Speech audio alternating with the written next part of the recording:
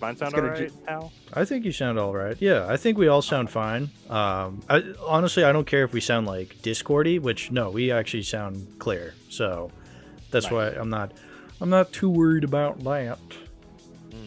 Mm-hmm. Yes, sir. Thank goodness about this $5,000 microphone. I bought it for this episode. That's gonna get like what? It's gonna get 2 views. No, Yeah. we'll get 100 at least. People like their Kill Bill. People like Kill Bill. Kill Bill is Yeah. kind of a classic, though. Yeah. This was your first exactly. time seeing it too, right?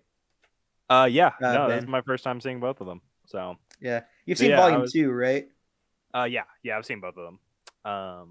So yeah, I'm really excited. I was not anticipating just how many things I was gonna like recognize. Not to spoil the conversation or anything, but like, Yeah.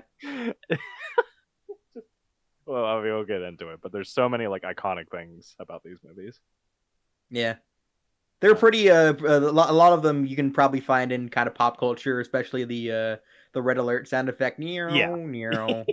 Like that kind of thing. The amount of YouTube poops Yeah. I've probably heard that in is countless, or maybe it's just Yeah. 7. I don't know, but I've heard it enough times that before I even saw the movies, I knew what that sound was.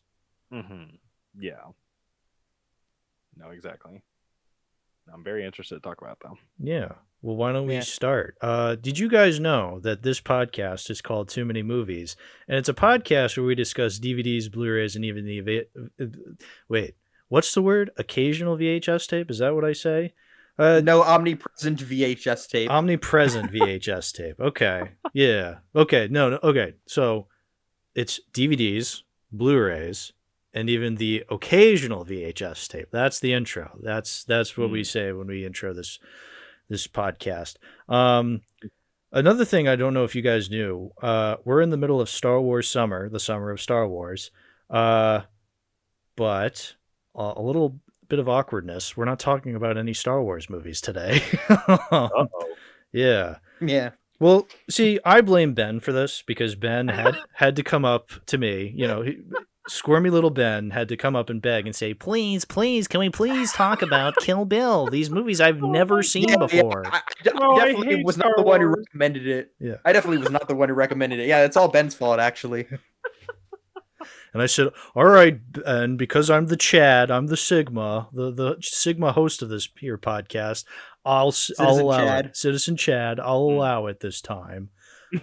So you're welcome, Ben. You're welcome. I actually don't remember that happening. I'm pretty sure Lazy was the one who suggested this. Wow, shifting the what blame. was I? Well, no, I mean it's just what happened. No, it's fine. Yeah. Look, I'm very excited to talk about Kill Bill. Look, I love Star Wars. We'll get back to Star Wars, but I do need a break from talking about those fucking Ewok movies for a second time. Yeah. Yeah. I'll bet Ewok more like I think Ewok. Got him. Yeah. No. No. I'll bet Yinsid's feeling pretty good about himself, fucking making me talk about those movies again. It was very funny. After I released the episode, he's like, oh, it would have been funnier if you didn't show our chat where I was posting gifs of Emmy. It's like, yeah, well, guess what? Now people know. Yeah. The truth comes out. The truth comes Yeah, out. the truth Yinsid. comes You're a out. whistleblower. He already spilled the beans though, like in like the actual bad guys episode. Oh, though. he I can tell. spilled more than beans. He spilled more than He spilled beans. more than beans. He spilled the entire can. Yeah.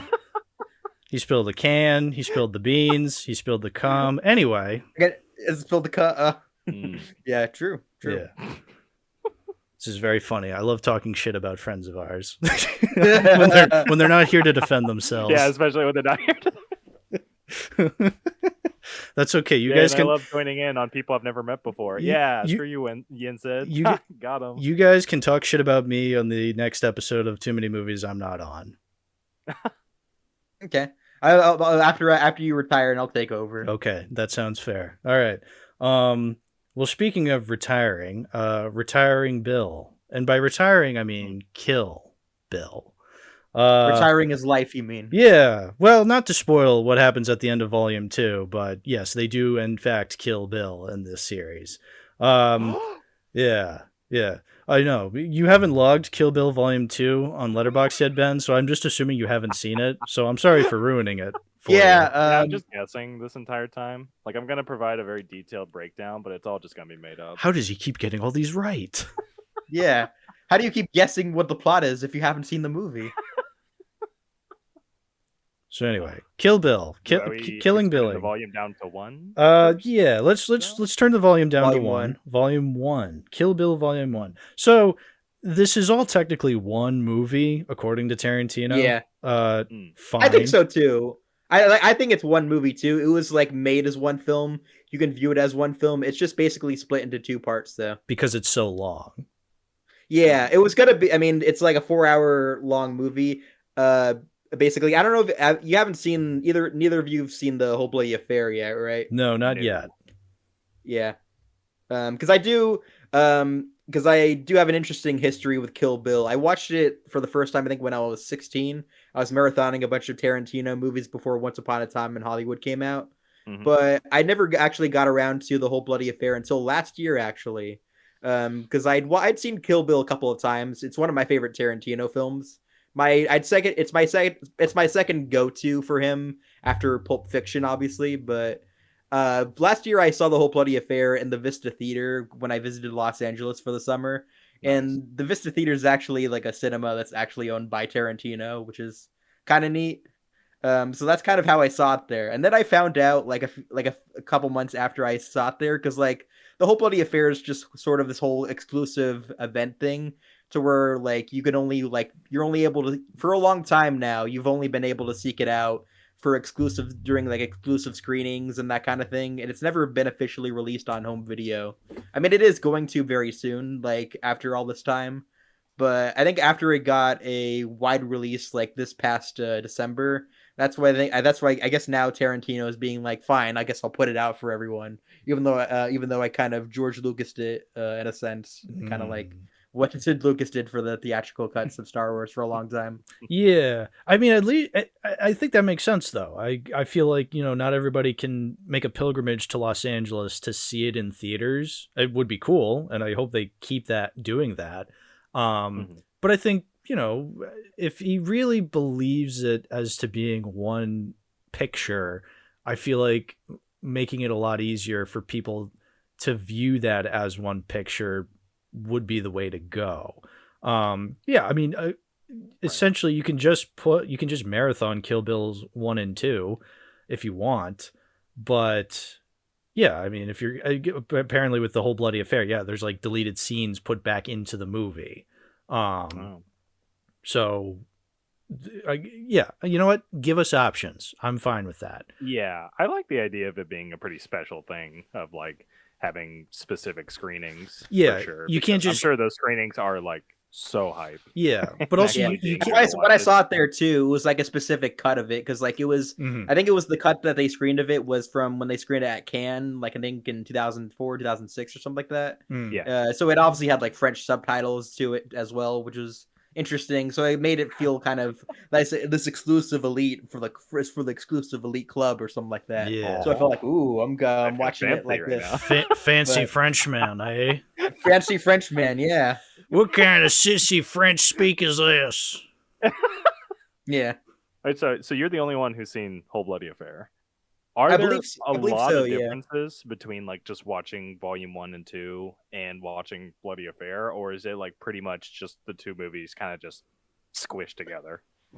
There are some minor differences. I don't think it's as much. It's not as much of a different whole package as it might seem, though. Obviously, there's like little differences made in Volume 1 than in 2, because like they obviously take out parts at near the end and beginning.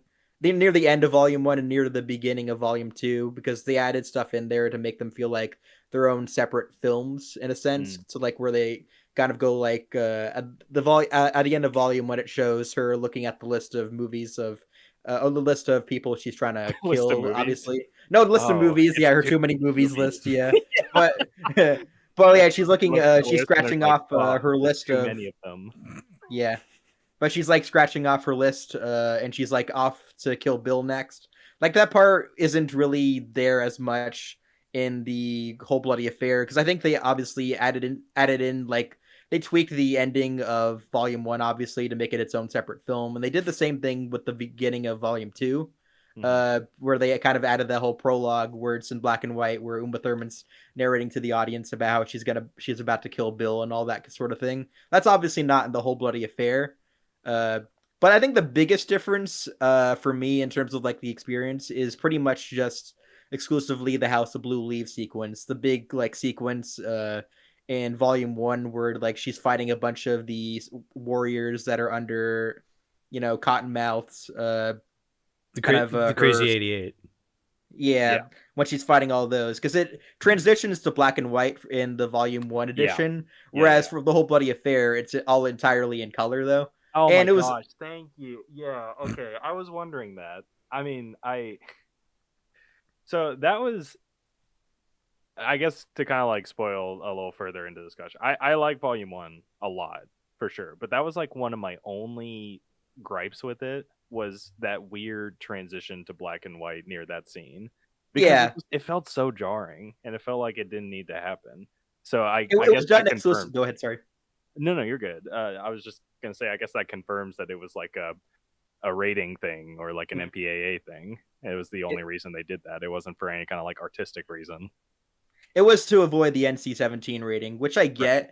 Although, like, it does kind of suck though, because I guess it is a movie. I think it isn't kind of carried on sort of the bloody violence of it though, and that's kind of enhanced by seeing it in color. So like after I did watch the whole bloody affair like last year, and I went back to rewatching Volume 1 this time, I was like, man, I kind of miss Widows in color though. I couldn't help but feel that. It does feel a little bit like it's kind of putting the brakes on stuff, because it just goes whoosh back. It's in black and white now, and you're like, oh, okay. Oh, yeah, interesting. But now I know it's not red blood. That colored blood could be any color in black and white, and my feeble 17-year-old mind couldn't handle that. It could be green. Yeah, maybe he should have just done that instead of just making the whole scene and sequence in black and white. Just make the blood green, maybe. I mean, I do like that in Evil Dead when Sam Raimi had different colored liquids coming out of the zombies to kind of combat the NC-17 rating. Well, actually, it was NC-17, so I guess it didn't matter. But I just like that. I like the gross colors coming out of those corpses in Evil Dead. But yeah, I guess it didn't matter. But that's just because there's a lot of other horrific shit in Evil Dead. So, but whatever. Yeah, I think even still, I don't mind the black and white transition, because I feel like Tarantino has a lot of random choices. Not random in the sense that they're just there to look cool. I mean, I would assume a lot of them are there to look cool, but I feel like a lot of his movies have moments in them where you go, why is he doing that? And the answer is because he can, or that because he wants to. So like, because he's fucking Tarantino. Tarantino, exactly. I mean, why does he bleep out Beatrix's name throughout throughout the entirety of Volume 1, the beginning of Volume 2, and then at one point he just decides, oh, now we get to hear it as Beatrix. It's like, just cause, just cause.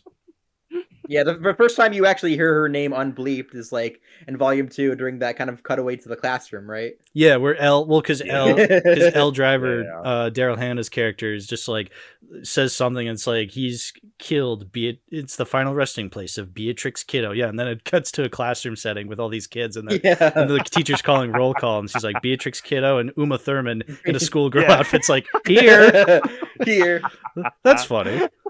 Yeah, that's really funny. Yeah. Well, what were your guys' top level thoughts on like Volume 1?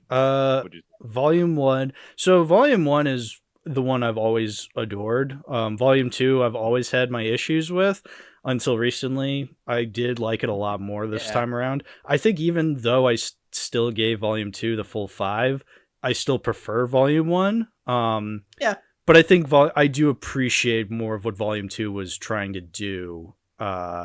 But I don't know, just Volume 1 is probably my top Tarantino. I think I do officially like it more than Pulp Fiction. I mean, I say that and I'll probably rewatch Pulp Fiction and go, man, this Christopher Walken speech really gets me going this time.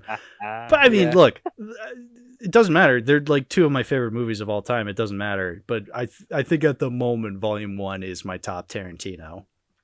Oh, that's totally fair, because like it's definitely one of his best in my eyes. Yeah. I think that Volume 1. I mean, I love both Volume 1 and 2, but I think that rewatching 2. I mean, I still love it, but I do feel like I can kind of understand why people would prefer Volume 1, because I think if it weren't for the animated sequence in Volume 1 and just the House of Blue Leaves sequence itself, which is one of the best action scenes ever directed. Yeah. I would say they're basically kind of on par with each other, though. Yeah. I mean, I think that I'll get to Volume 2 a little bit more, but I think Volume 1 is meant to be more of the action-oriented part of the story, and it's supposed, and the, Volume 2 is obviously supposed to be the more emotional part, because that's where you see more of the, the emotional kind of, core between like Bill and, Beatrix. Yeah. No, yeah, I definitely felt that, because like I watched them back to back, like yesterday, and then watched Volume 2 today, sort of thing. So like I definitely felt that contrast between them, because whenever Volume 2 kind of starts, it kind of just basically slams on the brakes for the first like 20 minutes or so, which was a little jarring at first, because you're right off the tail of that House of Blue Leaves action sequence, which I agree is like legitimately some of the most fun I've ever had watching a movie. It's like insane practical effects and like editing choices and like amazing choreography, all just like coming together to form this magnum opus of an action sequence. People screaming, people getting their limbs chopped off, people getting and then a final shot of like the hero just stood over all of the wailing people she just cut limbs off of, just being like, all right, go home. Yeah, get out of here. Even Cottonmouth's introduction, even before that, was great. With like when she was at that meeting, and she, like that one guy, like criticizes her for not being a true Japanese or whatever, and then she just fucking chops his head off, hugs it right in front of everyone, says, "If anyone else has anything to fucking say, now it's the fucking time." Like that was awesome, though. I got goosebumps when I saw that part. It's like, God damn, this is one cool. I think she's the most badass of the whole group, though. Yeah, the what are they called? The I can't remember. Gold Killers, Death Squad. The Death Squad. The Deadly Vipers. Deadly Vipers. Bill's Mafia. I was gonna say, but that's the Buffalo Buffalo Bills. The Italian Mafia. Yeah. Hey, I'm Bill's Mafia over here. Hey, we haven't won a Super Bowl ever. Hey, we suck. Deadly Viper Gang. That's what they're called, right? Yeah. I think it's unfair, because I think Cottonmouth, Lucy Liu's character, gets the most screen time out of all four of them. Sure. But I mean, even still, I think it's obvious why. She's a crime boss. She's probably the most quote unquote successful out of all of them. So, because Vivica A. Fox, she's living in the suburbs in California. Michael Madsen's some bum alcoholic living in the middle of nowhere in Texas. Yeah. And then living in his trailer. Yeah, and then Elle, I don't know what she's doing.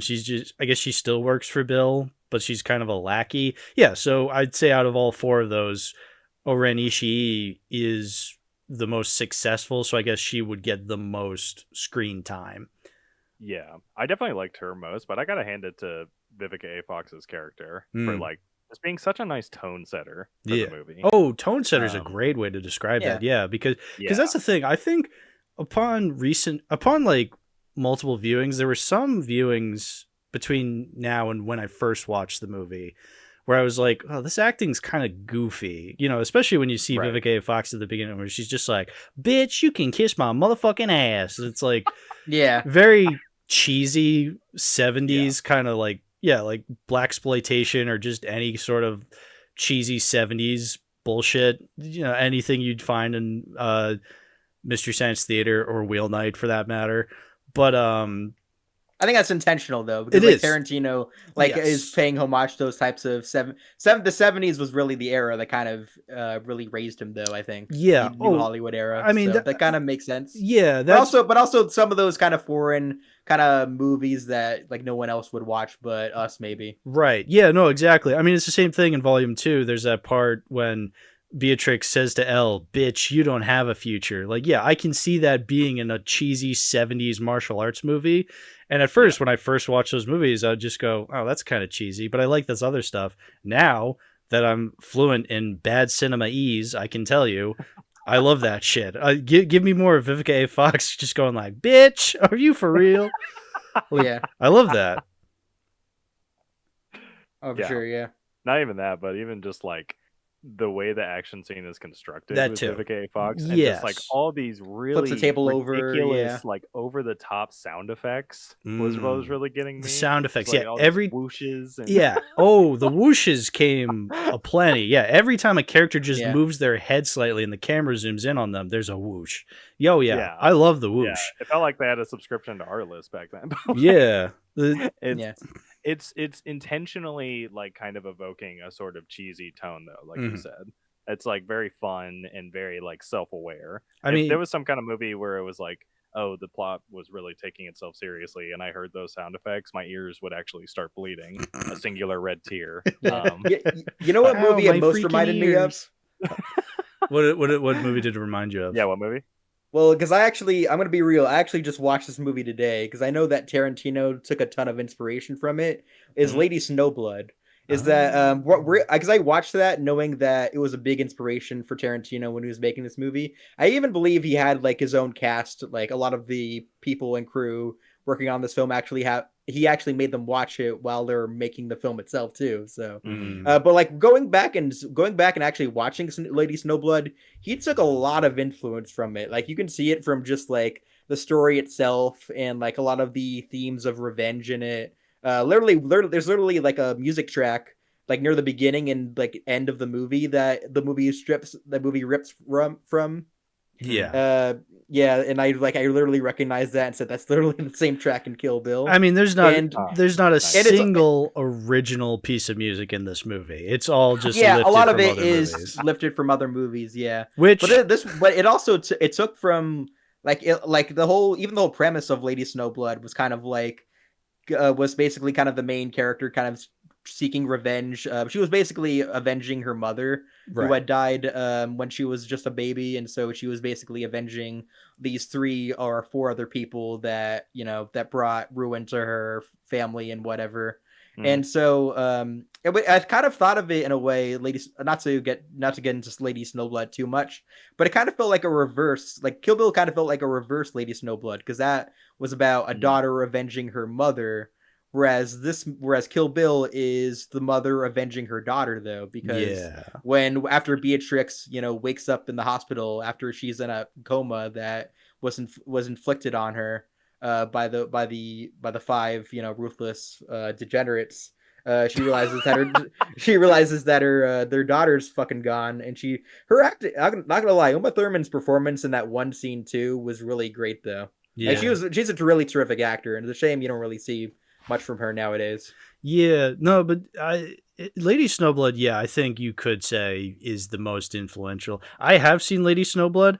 I don't remember a damn thing about it, and I think that's unfair. But in my defense, the night we watched it was the night we discovered Dog Police, and also the night we watched the Beauty and the Beast Yummo cut. So a lot happened that night. I'm sorry that Lady Snowblood was number 3 on that list of like importance. Do you remember anything about Dog Police? Dude, Do you remember that vividly? I will never forget Dog Police. Oh, have we never explained Dog Police to you, Ben? I guess not. I don't think so. No. It's a song by the band Dog Police. It's incredible. Just look it up. Extracurricular activity. Look it up on your own time. It is the greatest song ever made. Okay. But that was Lady Snowblood night. Yeah, we watched Lady Snowblood. We were in typical William fashion. Every once in a while, he'd pause the movie and we just watched Dog Police again. And then we watched the Beauty and the Beast Yummo cut. So that was a long fucking night. No, I didn't realize you would watch it the same night because I wasn't there yet. It was I guess, yeah. it was crazy. It was Wow, a wow. long night. So I do. I need still to really like rewatch. Lady Snowblood though. I do need But to I would rewatch it. recommend it because I Yeah. do think it's really good though. Right. It's not Kill Bill good, but that goes without saying. Right. But so to go back to what I was saying earlier about how there's not an original piece of music in this movie. Yeah. It's before we were recording, Ben, it's like I was telling you about Turkish Star Wars. It kind of is in similar vein, where I guess Tarantino was like, I like this music, I want to put it in my movie. Oh, true. you can kind of Turkish Star Wars. Oh yeah, that's basically every movie ever made kind of combined into one. Yeah, but it's kind of the same idea where I guess the filmmakers are like, I like this music, let me spam the Indiana Jones music like 20 times.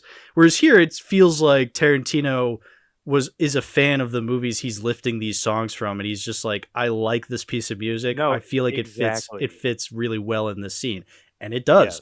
Yes. There's a Spotify playlist of all the music used in Killing Billings parts 1 and 2. And so I've been listening to that all week, and yeah, I love a lot of this music. Dude, yeah, because it's definitely jarring at first to just hear like this, I don't know, this freaking like LA cop show, like down sort of like song playing while she's in a wheelchair trying to just like stand up. Yeah. At the same time hear like Ennio Morricone. Oh yeah. Music. Yeah. I was trying to think like, okay, why does this not bother me where something like, I don't know, the Mario movie just completely gets under my skin with just how much they spam like licensed music. Like licensed pop songs. Yeah, exactly. Because they're shoehorned in there, though. Whereas this feels more authentic, though. Because it feels like a homage to music that Tarantino, or music from movies that Tarantino liked when he was a kid, which this feels like a love letter to, essentially. Right. It's not, it's not inserting Take On Me, which is one of the most famous 80s songs ever made. Everyone's heard of that song, too. Everyone's heard of it. It's like songs everyone knows. Nobody's heard of... Put a Queen song in it. Yeah, nobody's heard of these random-ass spaghetti western songs, like, except for Tarantino and, other chuds who have watched these movies. Chud's a good word. Yeah, but no, good word to describe him. But it's these obscure random ass songs that nobody gives a shit about. I mean, I'm sure there's copyright, but again, it's Tarantino. At this point in his career, he had a lot of influence where he could be like, I'm using this song, and they're like, okay, Mr. Tarantino, sure. Yeah, no. Yeah. I like it. Wouldn't have been cool to have an original soundtrack? Sure, but that's not what this... I feel like what gives this movie its personality is lifting from other stuff. It's very YouTube poop on a Hollywood kind of scale. Especially the alarm sound effect, like that's kind of used throughout, where like the that you mentioned that you've seen in YouTube poops countless times. Or memes. Just it's a thing that I saw on the internet before I ever watched the movie, and when I watched the movie for the first time and I heard it, I went, alarm bells going off. Well, quite literally, because it's an alarm bell going off. Right. Yeah, dude, it was legitimately like a spiritual experience to hear the Riz sound effect play in a Tarantino movie. No, which is the Riz sound effect? Yeah, it's the one where it goes like. Oh yeah. Oh, that. Yeah. That. Hearing that sound after hearing it in so many edits, memes, and just videos in general. I recognize that too, actually. Yeah. Yeah. I was so off put. I mean, it's true. Look, he's out of line, but he's right. Yeah.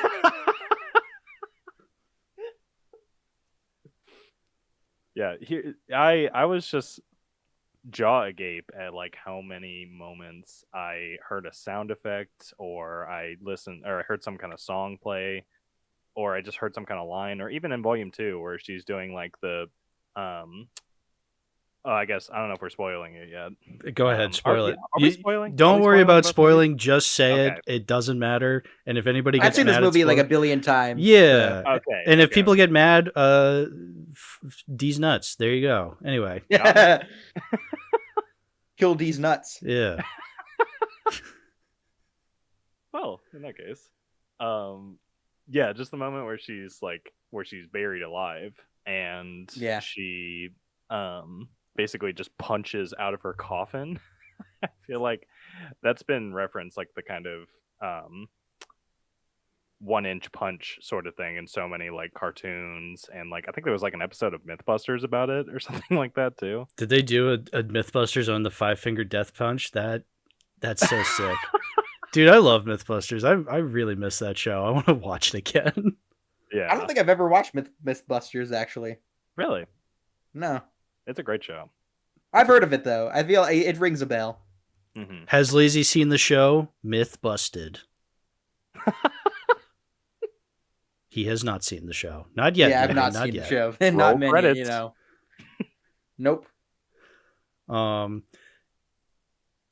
What did I want to talk about? So many other music tracks too, like that one music track, like when the House of Blue Leaves sequence kind of starts, and you see like the and you see like the the blue the Black Mamba, kind of following that one lady in her like limo that's going straight to the headquarters of Cottonmouth. That's like that one music track. I feel like I've heard in so many other movies and shows too. Yeah, I looked it up. I think so. The one where she's following Sophie Fatale and Oren Ishii is in the back of the limo. I'm pretty sure that's the Green Hornet theme from the 60s. Oh, okay. That makes sense. I think so. I'm just remembering what I remember from the playlist that I was listening to on Spotify. It's a movie that also used that same music track that came after Kill Bill that was also referencing Kill Bill? Was it The Green Hornet starring Seth Rogen? No, it was Team America. Oh, Team America, our favorite. Team America, like they did like a Kill Bill reference in that movie. That's awesome. And Tarantino actually was very positive on Tarantino was very positive on Team America. He said he saw it in theaters 6 times, and he felt he felt enlightened, or he felt he flattered that he was like one of the only celebrities in Hollywood that he wasn't eviscerated by in that movie. So honestly, I was gonna say that's funny, but honestly, I probably felt enlightened after watching Team America World Police the first time. So it's such a good movie. Yeah. Actually, no, there was something I wanted to say about how it's interesting that we're talking about all the things we had heard originally from Kill Bill that we had seen in memes and YouTube poops. And then Kill Bill was lifting stuff from movies from years ago that Tarantino had grown up on. So it's interesting, this kind of like this weird flow state of how these things are used in pop culture. And there's really no original place for them. Well, I mean, there is an original place, but the reason we knew about him through memes was because of Kill Bill, which isn't the originator of these things. But it's just interesting to think about. It doesn't feel derivative, no, for sure. It feels like it's making something new out of all the things it's kind of like borrowing from. Yes, yeah. That's usually what Tarantino has been best at. Like, you can tell where he's lifting stuff from, but it never feels like cheap. Where the movies that were inspired by Pulp Fiction in the 90s feel like they're ripping off Pulp Fiction, whereas Tarantino making Pulp Fiction doesn't feel like he's ripping off the movies that inspired Pulp Fiction. Mm-hmm. Yeah, that's what a lot of his movies. A lot of his movies are have a lot of pop culture references ingrained, but they don't feel like done as like a cheap joke or something like that. They do feel like they are done in good taste, though. Yeah, it's usually pop culture references from like the 60s and 70s, where it's the 40, 50, 60 years removed from where we are now. Mm-hmm. Yeah. If only you put Dog Police in the movie, though. Oh well, yeah. Then I would forgive Tarantino for all that he's done. And all that he's done is that he hasn't put Dog Police in his movies. That is the worst thing he's ever done. Yeah, it's the worst thing he's ever done. Yeah. Then the foot sole shots, as far as I know. Well, okay, I guess we do. All right, let's talk about the elephant's foot in the room. The foot in the room. The foot in the room. A lot of the feet. So I think he likes feet. Yeah, you can tell that. I think it's pretty well documented what Tarantino's barely disguised fetish is that he is a fan of the foot. Which, look, I'm not here to kink shame. If that's what he's into, that's what he's into. Yeah, it's fine. It's fine. It's fine if you're weird, but yeah, it's fine. And he is weird. Look, he made Pulp Fiction and Kill Bill, two of my favorite movies. If he's gonna have foot shots, fine, whatever. I feel like this is probably the most excessive. I guess maybe Death Proof and Once Upon a Time in Hollywood can get pretty. Well, Death Proof opened with like an actual foot shot. Okay, so Death Proof. Maybe Death Proof is the most excessive. It's been years since I've seen Death Proof, but yeah, I mean, it is very blatant. How blatant it is sometimes. I mean, there's literally a scene where it's just a close up of Uma Thurman's toes, and she's like, "Wiggle your big toe." Yeah, wiggle your big toe. Yeah. Same thing with like Once Upon a Time in Hollywood. Like literally, like you had like Margot Robbie in the theater and Sharon Tate like watching a movie. She's literally putting her bare feet up on like in like the seat row in front of her. Like, come on, that's a little like you can't hide it for that. You have to. You can't really be. You're absolutely not concealing it. That tells me he's not concealing it. He's just like, what the fuck are you gonna do about it? I have Margot Robbie taking her shoes off in this movie. It's like, damn, I wish I was that powerful, but I'm not. So yeah. I know that when Maya Hawke was, because Maya Hawke's obviously the daughter of Uma Thurman. When she was going to be in Once Upon a Time in Hollywood, her mother told her to just keep your shoes on where she was in the movie. That's funny.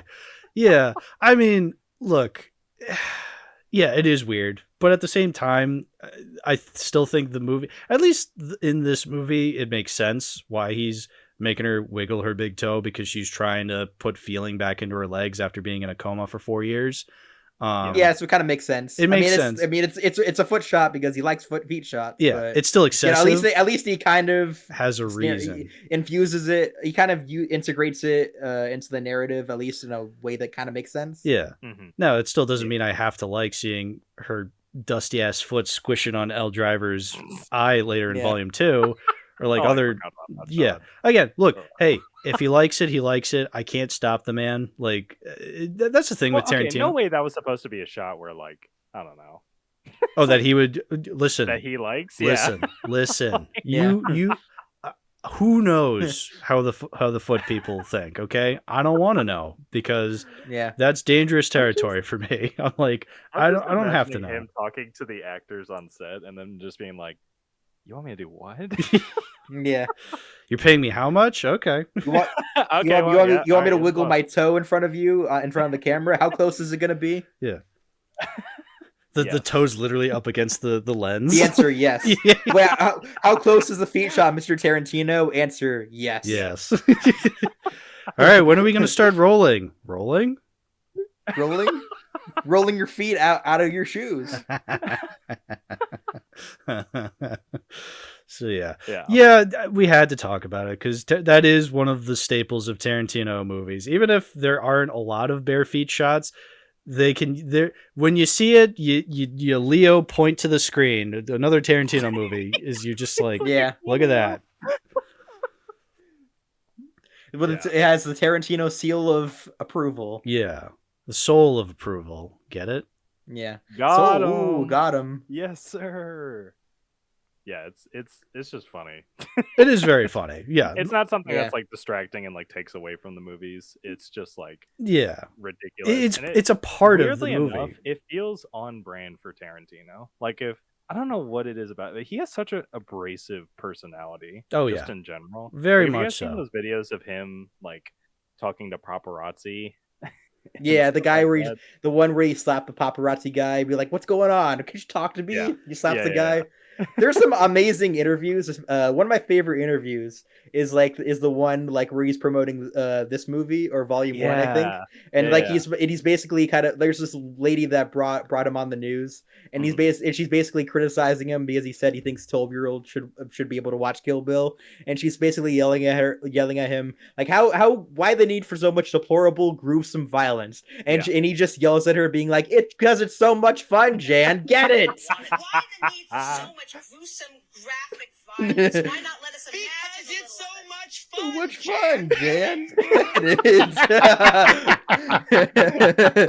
Because it's so much fun, Jan. Get it. I was thinking about that, because I've seen that clip a bunch. And Like so honestly, good. that's really based of them though. Like he got brought into an interview, and the lady I will say was very rude to him. Yeah. So the fact that he owned her that much and was basically said he even said at the end like you know what, Jan, I don't think I made this movie for you. And like damn, he Ooh. got her right there. See, that's a really excellent point. She might as well be Kyle's mom from South Park at that point because of how much she acts so Karen over how much over she the actually got movie. bitch. Oh, yeah. Yeah. She talks about how Yeah. like, oh, how would you feel about if a group of young teenagers just beat you up in an alley? And it's like, what? Yeah, that would suck, but talking I'm not going to about? blame the movies for that. Yeah, exactly. Yeah. I feel like Yeah, I feel it's like if a they group would of do it after watching that movie. I feel like if a group of Huh? teenagers are going to corner me and, mug me, it's not because of any violent movies they watch. I think they just suck, and that's why they're going to do it. But yeah, no, that is to a lesser extent. I actually do. Well, not to a lesser extent. I really do like that he didn't make this movie for her, and I've been thinking about like while I was watching these movies again, especially Volume 2, I was thinking about all the things I had criticisms for, and just as much as I was watching it this time around, I'm thinking like, yeah, I could criticize this, but at the same time, he didn't make this movie for me. He obviously made it because it's what his vision entailed. So it's like I could come up with a million criticisms, and I go, well, it doesn't really fucking matter because this movie is still the way it is. I feel like that's why for years every time I've come up with a criticism and I feel like people will say, well, how would you done the movie differently? I always go, I don't know, because I really don't think I could come up with a better version, even though I know I don't like what I'm seeing. So I feel like, especially now that I've seen this movie again, I really double down on that. I'm not here to say how to properly do the movie because that's not my job.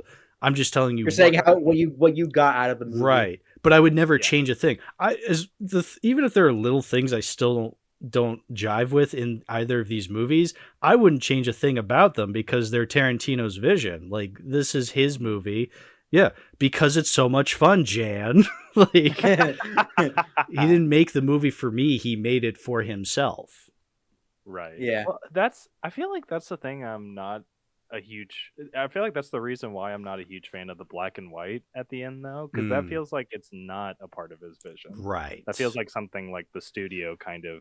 That's a good point. Like, that's a part. Like, even though it kind of feels like I was saying at the beginning, it feels like a random Tarantino thing where he's just like, haha, now it's black and white, fools. Mm-hmm. But it's like, no, he didn't choose that. Like, the MPAA was like, all right, you got to make this black and white if you want it to remain rated R. So that's a good point.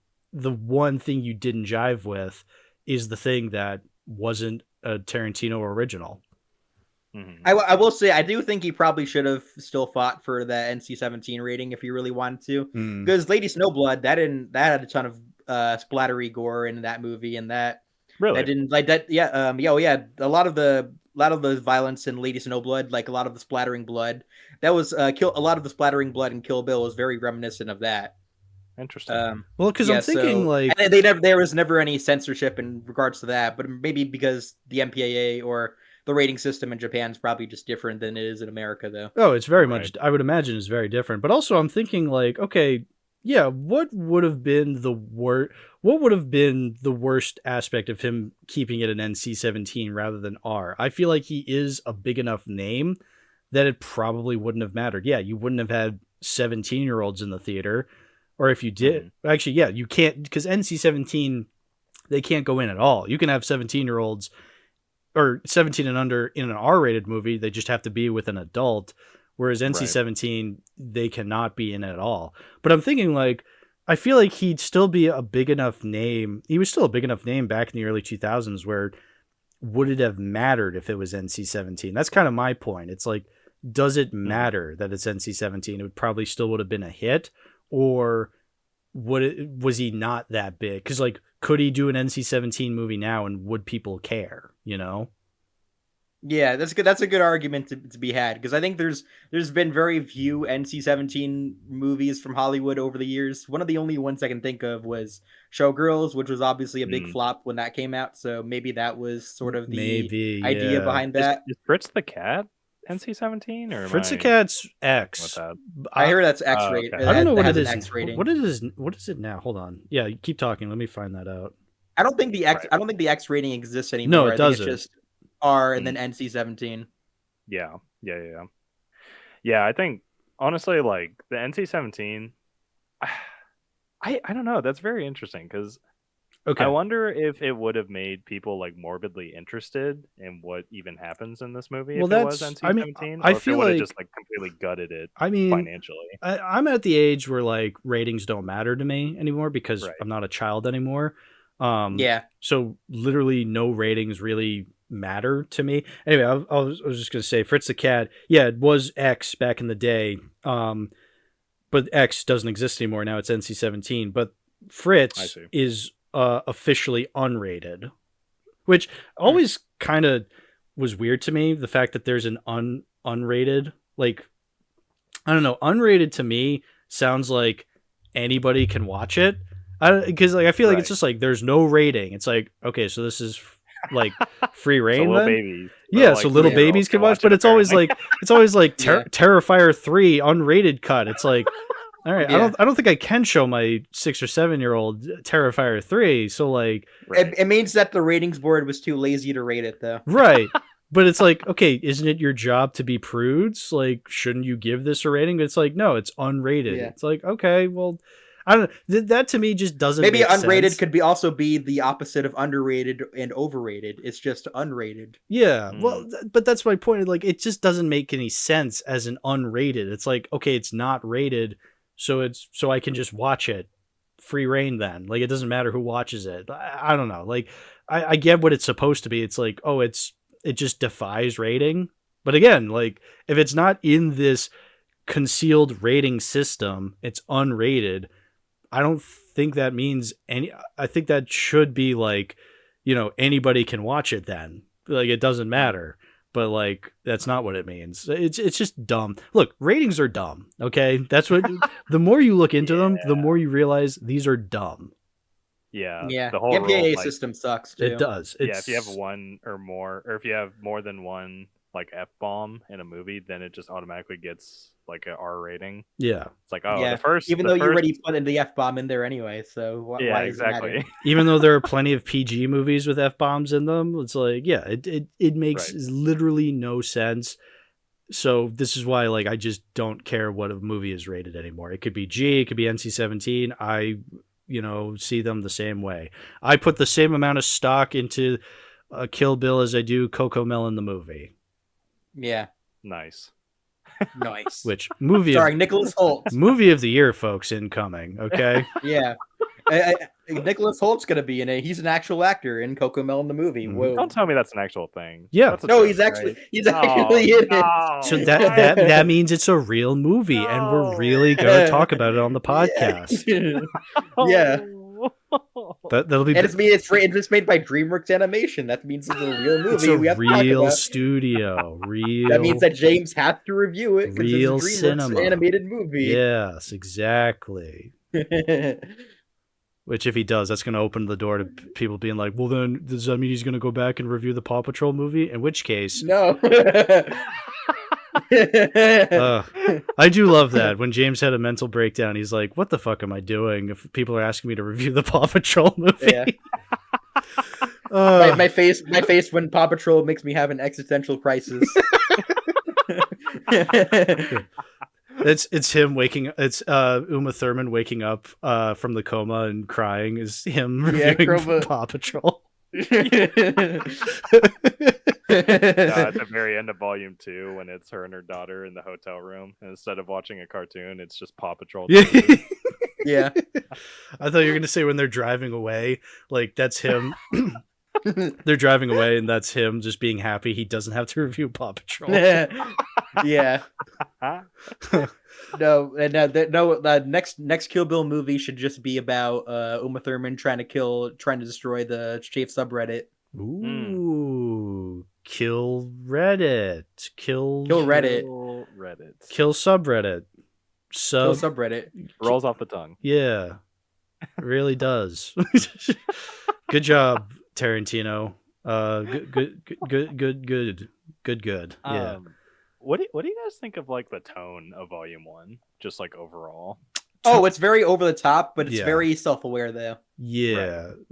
You're saying like because it's over the top? Yeah, that's what you're getting It's kind of at? cartoony in a sense, where like it's kind of it's kind of tongue in cheek, but it's also serious at the same time. Obviously, like it's got a good emotional hook to it, but it's also got good dramatic stakes. It's got comedic chops. Like there's so many funny lines in it though. Like my favorite lines in it are always gonna be the one guy who like breaks into Uma Thurman's hospital room when she was in a coma, and like he says, my name is Buck and I'm here to fuck." Yeah.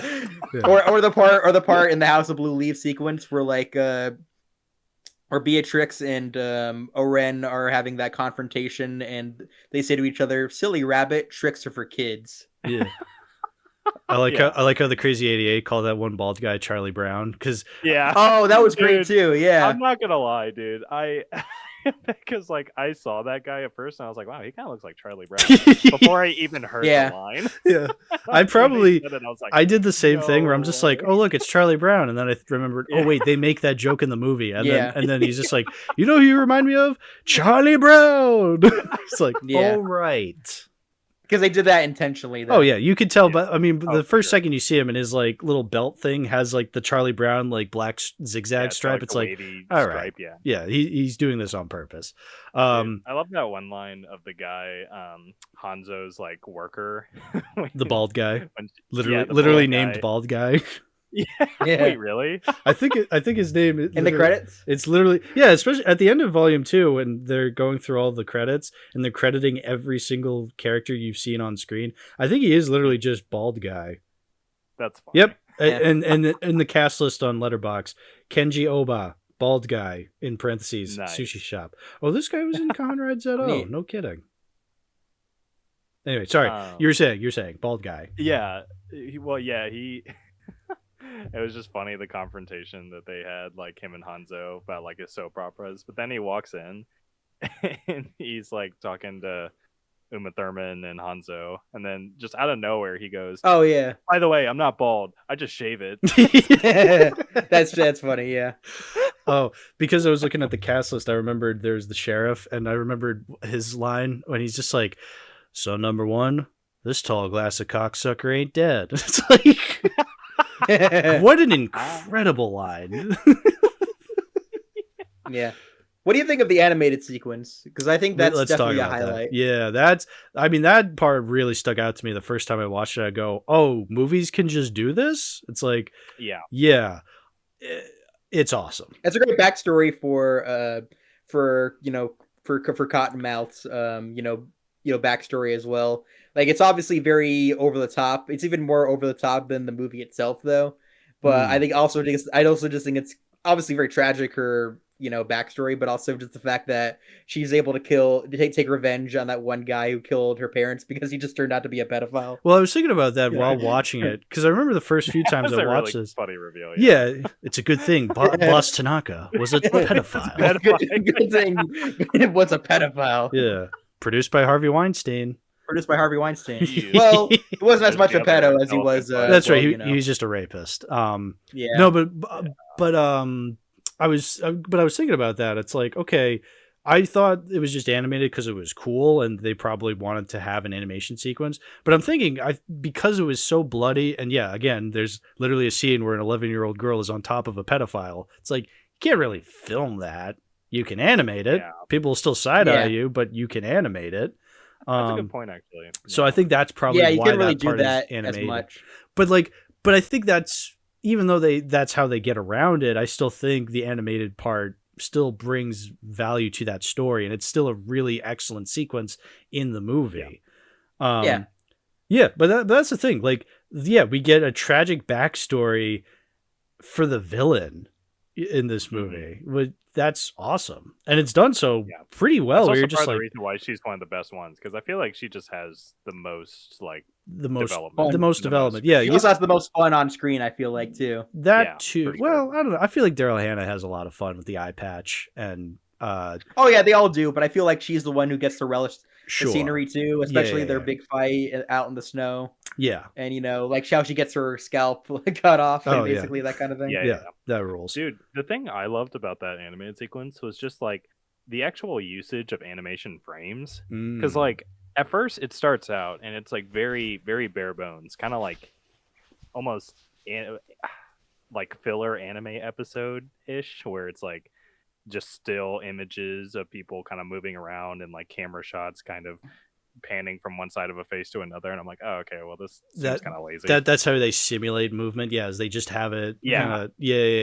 I see it in exactly. anime all the time. Yeah, kind of like Invincible animation. Yeah, I've heard about the animation in that. I haven't watched Invincible, but I do hear that's very static animation though. Yeah. I feel like it depends. Like a cut cost thing. It depends. It depends on the starts out anime. like It depends on the anime. I feel like something like that works really well in Death Note. But yeah, if it's right, I would imagine it would get tedious in something like Dragon Ball or even JoJo. I don't even remember if JoJo suffered from that. It probably did. I mean, it's fucking JoJo. Yeah. Obviously, Right. a lot happens in JoJo. But like the point of Death Note is like the zoom ins and the close ups of the characters' faces, and a lot of it is internal monologuing in Death Note anyway. So yeah, you kind of there's need that definitely more of a purpose. It doesn't feel like budget cuts there. Yeah. But yeah, you're I was saying worried. here. Sorry, yeah. Get back to your original point here. Yeah, I was saying here, like it started out like that, Mm. and I was worried that like they would kind of be like that the entire time. But then it starts getting into the more like movement heavy sections of like this backstory we're seeing from gosh, what's her name? Oren Ishii. Oren Ishii, yeah. Orange. And Orange. Yeah. Ren and O'Reilly's, Stimpy. Oren and Stimpy. Very, very nice. All right, sorry. Back to the backstory of Oren and Stimpy. Yeah, the tragic backstory where Oren and Stimpy. I apologize. Oren kills were killed by Stimpy. the mafia. Folks, I'm calling her Oren and Stimpy the rest of the episode. I'm sorry. No, yeah. As it just gets into like the more actiony kind of sequences, the animation like kicks up like 12 notches Mhm. and becomes like very fluid and very like well animated. And I think that was very intentional how it kind of just like really accentuates the violence of these like flashbacks. in a way I Yeah. really enjoyed. A lot of those still shots, yeah, especially because there's that sequence where like her mother gets stabbed through the bed and the blood starts seeping through and she can't move at all. I feel like the Yeah. fact that you don't see any movement from her while the blood is kind of like raining onto her really, really makes that a lot more impactful. I feel like if it was a live action little girl, she'd be kind of moving around a little bit, and then like the blood would be going down and she'd have to like squint because she'd be getting the blood on her. Whereas you don't need that in animation. Right. You're just going to have a completely still body as the raining blood falls down. It's like that feels way more impactful. You're not able to do that as well either, though, without animation either, because like you're not going to be able to get as clear of a picture of like the blood really, blending into the mattress or whatever. Yeah. It's just going to look kind of like you might not even notice it really as much. Though. Yeah, you can't control the physics of falling liquid in real life. You're kind of limited to how the liquid will fall. Whereas in animation, you're the one in control, so you can control where each drop of blood will fall on her face. I will say one problem I do have with the whole Bloody Affair theatrical version that I saw in theaters in December is that they did sort of elongate the animated sequence though. So like, yeah. But it's like where it kind of honestly started to kind of overstay its welcome. I think it was just perfect the way it was before. Interesting. And not just the can cut, but also Volume 1 itself. Though. Okay. Right. Yeah. What did they add? Like I feel like I'm going to think of what they would even add to it. From what I remember, because I think they were purposefully they purposefully stretched it out. I think as part of like a whole gimmick though to get people to go see it, it's a never before seen portion of the animated sequence. Okay. Where like I think it goes into like her lore. It goes into more into the lore of the Deadly Viper Assassination Squad as well. Okay. I'm struggling to remember though because like again it was kind of a one and done thing for right now. Is the whole Bloody Affair released in theaters, and I guess you can watch it on digital now, but I'm kind of waiting for it to be on 4K, hopefully. Yeah, well, that's why I bought the VHS, which, yeah, I guess I was saving this until the DVD or the Blu-ray discussion, but I'll mention it now. I forget who posted it in my server. It might have been Amibro, but we got there's a link to the 4K of the whole bloody affair, but there's also Lionsgate is doing a limited edition VHS release of the whole bloody affair where you can get it on 2 VHS tapes, and I'm like, sold. So I bought it. It hasn't arrived yet because I don't think I guess it's pre-ordered, so like I'm probably not going to get it for a couple months now. So unfortunately I can't. This is why I can't talk about the whole bloody affair, but someday, folks, I'll be able to tell you about how awesome this VHS is, or maybe it's lame. I don't know. But anyway, maybe Tarantino scammed you. Probably wouldn't be the first time. Yeah, True. maybe after the third time you have an Ewoks episode, we can do another Kill Bill episode. Okay, don't. I'm sure that's gonna happen, right? No. Don't. Yeah, do not We'll talk about Ewoks a third time. Yeah. If I talk about, listen, I would rather a third Showgirls and Fritz the Cat episode than a third Ewok episode. Okay, do not. But that's never going to happen. Kill Ewoks Volume 2. Kill Ewoks Volume. Kill Ewoks Volume 3. Yeah, Volume 3. I'll kill Volume Ewoks. for many volumes, 7 or 8 of them even. I don't know. Yeah. They're pretty easy to kill, though. They were basically just the minions before. Actually, minions. they weren't. That was the point of Return of the Jedi, is that they weren't easy to kill, and they beat the stormtroopers. Oh, that's right. Only one Ewok dies in Return of the Jedi. Remember, it's like that one. It's like that very sad scene where like something explodes, and this Ewok is just lying still on the ground, and his Ewok brother just goes over. It's just like, dude, get up. Yeah, many more stormtroopers died than Ewoks. That makes sense. So. Unfortunately, Ewoks are not easy to kill, but also I can just choose not to do a third Ewok movie episode. Yeah. Well, don't worry. We'll make it one day. We'll make the third Ewok movie. Oh, no. I can't escape. Now I'm having my Uma Thurman waking up from a coma after 4 years moment where I'm just like, that's me having to make a third Ewok movie. Yeah, that face she was making. Is that what you're making? Yeah. I'm clinking the metal plate in my head, and I'm just going. Yeah. No!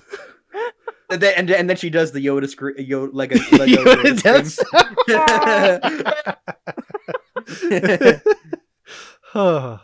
Yeah. I also just realized right now. I think this is the second Tarantino movie where Uma Thurman wakes up from a coma.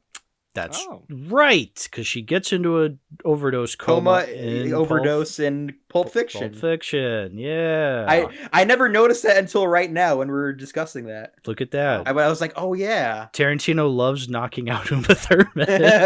Yeah. Look, maybe that might hit a little too close to home. Tugs at collar. Yeah, this is the Simpsons gif of everyone tugging at the collars. Yeah. So I've noticed at the end of the credits, they would always say, based on the bride character by Q and U. Is that Tarantino and Uma Thurman? Tarantino and Uma Thurman. Yeah. I looked that up afterwards. Yeah, they came up with the character themselves together. Right. And no, it's literally just them being like, yeah, no, we made this up. Yeah. I mean, fair enough. So, but I guess that is a weird way of saying, like, written by Tarantino and Uma Thurman. But it's like, you know what? Again, Tarantino loves doing shit differently than other directors. So, like, just being like, based on the character, The Bride by Q and U. It's like, yeah, sure, do it. I don't care. Like, that's also, I think, to give, because I know he was obviously good friends with Uma Thurman. Because they have previously worked together on Pulp Fiction, but I know that Tarantino was very adamant about having Uma Thurman in this movie because he pushed back filming on this. He pushed back filming on this movie like by a year when Uma Thurman was pregnant, though. But he was still very adamant about Uma Thurman being the main star, though. Right. Nice. I mean, honestly, so that goes to show like that he did deeply respect her, you know, to a good degree. It's still right. And then, I mean, she fits the role really well. I can't imagine anybody else as Beatrix other than Uma Thurman. Like, it has to be Uma. I mean, I guess the stunts are also done by what's her name? The stunt coordinator who's also acts sometimes in Tarantino's movies. Oh gosh, I know what you're talking about. Zoe something or other. Zoe Deschanel? Yeah. I'm like acting as the bride. Zoe Bell. I'm going to kill Bill. I'm gonna kill Bill. I'm gonna kill Bill. I don't know why I'm giving her Kermit the Frog voice. I don't know. Just Zoe Kill Deschanel. Bill Nye. Kill Bill Nye, the science guy. You're gonna kill Bill Nye. I'm No, like gonna that one kill episode of Smiling Bill Nye. Friends where where Bill Nye died. I think it's time we kill Bill Nye, the science guy. I am Zoe Deschanel. I'm the quirky girl from 500 Days of Summer and Elf. Yeah, And New Girl. I haven't watched New Girl, the show. yeah. Even though I'm Zoe Deschanel, I'm gonna stop. Oh yeah, doing the current voice. that's where she's from. Yeah, I forgot she was in 500 Days of Summer. And The Happening. Zoe, are you in a coma? or something? You Oh sound different. shit, that's right. She was in The Happening. I'm in a coma right now. That's because I'm in a coma right now. That explains my wooden acting in The Happening. Yeah, I'm Mark Wahlberg's wife in The Happening. What? No. What? No. What? No. Listen, Zoe, you gotta get out of that coma. Okay, I'm filming Ted over here. Zoe, you gotta kill the I'm- Bills. I'm gonna kill you, Bill. What? No. What? I don't want to kill Bill. I want to kill this Vietnamese guy. Yeah, Zoe Mark Bell Wahlberg would have is her only name, starred in by the Kill way. Bill if Bill was played by a Vietnamese guy. Yeah. I know that Tarantino also considered Bruce Willis for the role of Bill, but I'm really glad he went Ooh. with David Carradine. Yeah. Because like I feel that's like awful. he really fits this role really well. I haven't seen a can't ton see of that at I haven't all. seen of That's yeah, Bruce I don't Willis like that at all. especially. Look, I love Bruce Willis. I love him as an actor, even when he's bad sometimes. But like, oh yeah, no, that would have been a terrible He would decision. not fit like the very conniving kind of king. No, you need David Carradine. Yeah, David Carradine. David Carradine. Carradine. He fits this role really well, I think. David Carradine, tomato. Yeah, no, Carradine. Carradine died because he's dead now. Carradine. Yeah, it's true. Which I guess we can get into that. I was saving this because I told you, Ben, earlier this week. I'm just like, Yeah. Have Okay. I- So what is this? so Actually, can I set the stage of my perspective? on set the this? stage. Set the stage. Okay. Yeah. So we have a like chat where we were talking about this episode and everything, and I can't remember exactly what you guys said, but one of you said something along the lines of, "Oh, here it is." Also, we've definitely talked about how David Carradine died on the podcast, but I think this episode will be perfect to bring it up again. And then I'm like, "What? How did David Carradine die?" Allow me to read Why the is this something Wikipedia that's being page. brought up multiple Yeah, times? like he died. It's a very very peculiar way of dying. Yeah, I let think. me Okay. read off the death page on his Wikipedia page. Carradine arrived in Bangkok, Thailand on May 31st, 2009 to shoot the film Stretch. He was last seen alive on June 3rd, but he could not be contacted after he failed to appear for a meal with the film crew. On June 4th, Carradine was found dead in his room at the Swiss Hotel Nylert Park Hotel, Swissel Nylert, whatever, at the age of 72. Lieutenant Tirapap Lunsing and Lieutenant Colonel Piram Jantraparam, apologies to any Thai listeners, I'm trying here, I'm Said- trying here. said that Carradine was found naked and had hanged himself in the room's closet with a curtain cord. Police said he had been dead for at least 12 hours and found no sign of struggle.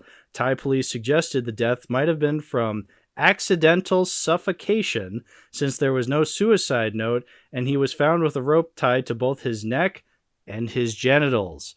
His funeral was held on June 13th. On July 1st, 2009, Michael Baden, the medical examiner hired by Carradine's family to conduct his autopsy, stated that the actor died from asphyxiation and that the way Carradine's body was bound allowed him to rule out suicide.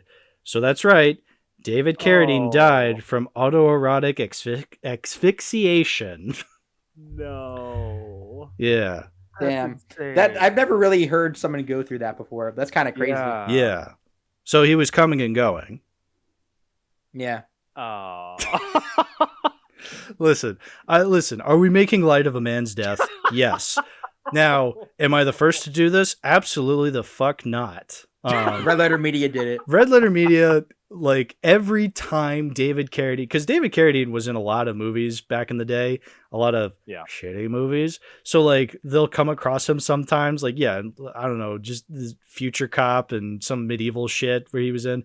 Anyway, he'll just show up, and immediately when he shows up, they'll just immediately go like, oh, David Carradine, whatever happened to him? Is he still hanging around? It's like... every time. It's funny every time. Look, I do respect David Carradine because he's really good in Kill Bill. Like these movies, he's excellent. Probably the best performance I've seen from him. Now, granted, I haven't seen all 230,000 movies he's been in, but like I saw Boxcar Bertha recently, but he was pretty bad in that. So although at the same time, everyone else was bad in that movie though. Boxcar Bertha, what is that? The very first Scorsese movie? Oh no! I think it's his. I want to say it's his third, second film. Second. Hold on, let me. It's the one that he directed. That's produced by our good friend Roger Corman. Yeah, this is the second film. That's what it is. Yeah, that's right.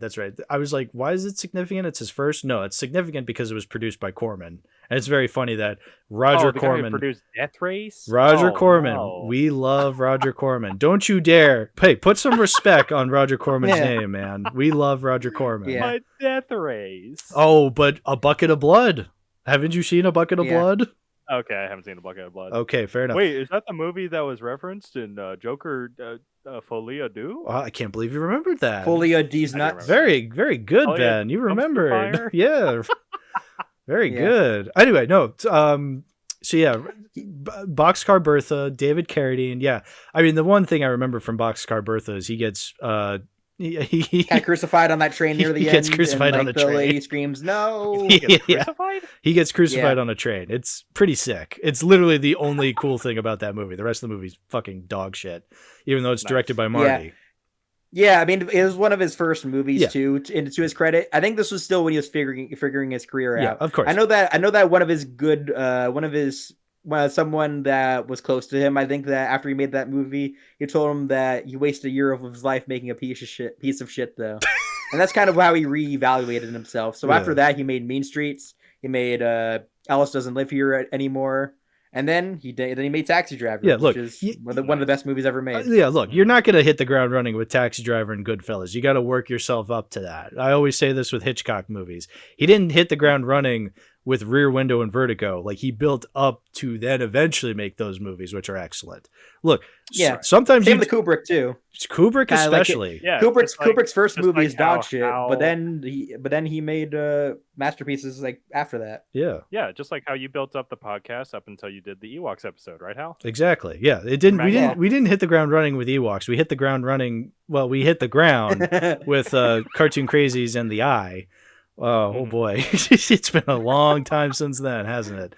But anyway, David Carradine. Yes, it's weird that we're making fun of him for dying by autoerotic asphyxiation, but autoerotic asphyxiation, I'm sorry, that is one of the funniest ways to die.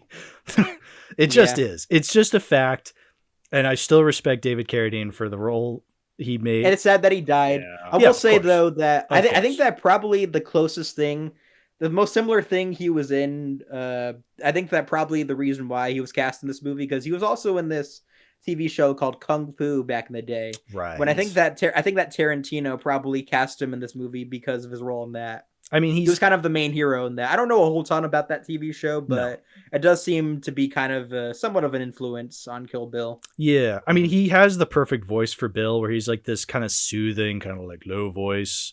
And he's just, it just everything. A little bit like James Woods, actually. Hades? A little bit, I think. You know what? Kind of in like the sarcastic, smarmy way. Yes, I can see that actually.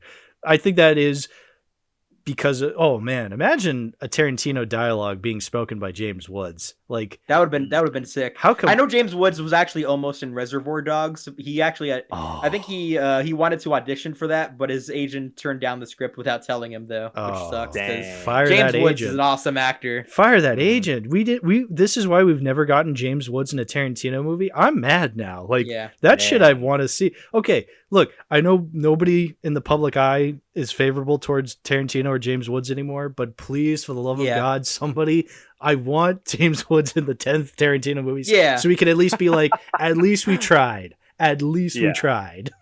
oh for sure. Yeah, I mean he's a great actor. I think so. I think so too. Mhm. But anyway, I think, yeah, Carradine as Bill is great because he's like this master manipulator. He's so scuzzy, so smarmy, but that's what I like about him. Like, he's just Mhm. such a piece of shit. I mean, he is the ultimate evil because he's the final boss. He's the final Bill, if you will. They're here to kill Bill. Yeah, Yeah, I love how threatening he is, even though he's not even really acting like that malicious in a lot of scenes. That's true too. like Yeah. that at near the end of because he gets a lot more screen time in Volume Volume 2. two. Yeah. yeah, like near the end whenever he reveals that like he's been having custody of Uma Thurman's child this whole BB. time. Yeah. That like whole dynamic in that conversation and scene, he's like just acting like a normal guy for the most part, but he seems so intimidating, Mm-hmm. and I'm like yeah, so on edge of what's gonna happen next, and Yeah. then it finally like starts hitting the fan later on. I mean, you get But- that immediately with him. Like the very first shot of the movie when it's Uma Thurman breathing heavily after being massacred at that church, and Yeah. she's on the ground crying, and he just comes up. Do and you he's find just me like, sadistic? Do you find me sadistic? Yeah, he's like, Mm. Hey, you'll see me at my most masochistic. Bill, and then, it's your baby. Bill, it's your baby, and then she gets shot. Mhm. Yeah, It's like very haunting. very intense, very haunting. Yeah, oh, haunting's a good word for it. Yeah. Yeah. Did you guys like that he completely missed the ball on Superman? So listen. Yeah. I'll be fair in my review when I said like he doesn't understand Superman. I'm literally just stealing that from a Cosmonaut video where Cosmonaut Marcus made a video where he's just like, shut the fuck up. This is not what Superman is. And it's like, yeah, this is not what Superman is. But it's like, who cares? What does it fucking matter if it's not Superman? Like, it's still an interesting perspective where he's like, oh, Superman, I don't know why I was quoting Superman. Bill. I don't know why I was quoting Yeah. Bill like Mr. Dink. Had like there. a list. Yeah, I will say though, I do think that Superman, very expensive, Douglas. yeah, I will say though, I do think that that Bill's perspective on Superman is interesting though, Yeah. because I do think because whether you agree or disagree with him, I think that's fine though, because he's the bad guy. You don't have to agree with all of his opinions. And I wouldn't be surprised though if that's how Tarantino sees Superman. That's Because I think there is sort of an interesting perspective in that, about how he sees Superman as like the alter ego is Clark Kent in a sense, whereas with Spider-Man and Batman, that's their Peter Parker and Bruce Wayne are their real identities, whereas Superman is his own real identity and Clark Kent is kind of his own persona out in public though. So I think he makes a good point about that. I mean, I think that I think it's really the point where he says that, Clark Kent's weakness and cowardliness as like a character is how Superman views humanity. You can you can probably take it or leave it in terms of like whether you agree or disagree with that, because it's kind of depends on if you actually see Superman as like, someone who looks down or, sees humanity as something worth cherishing or something special, which, some people will obviously say yes. I guess some of the Debbie Downers will say no. yeah. Right, the Zack Snyder fans. Oh well. Yeah. I was gonna say yeah. Daddy Snidey. But no, like when I feel like now that I've seen a lot more Superman stuff, it's like, I heavily disagree with his take on Superman, but at the same time, I don't have to agree with it. Like, it's just like I've been saying, this is Tarantino's movie. He can say whatever he wants through the characters, and that's fine. I don't think Tarantino necessarily believes that. Like, the way I saw it, I thought he was kind of using his like illiteracy about Superman as kind of just like a comment on his character and an the way aspect he, of the like, interprets character. things. Yeah. Yeah, I exactly. mean, we'll never know because I thought that was really cool. I mean, I don't know. We'll never know because Tarantino just has never said anything about Superman himself. Though. That's fair, actually. Yeah, I guess we won't know. Well, he's had plenty to say about superheroes, but you know.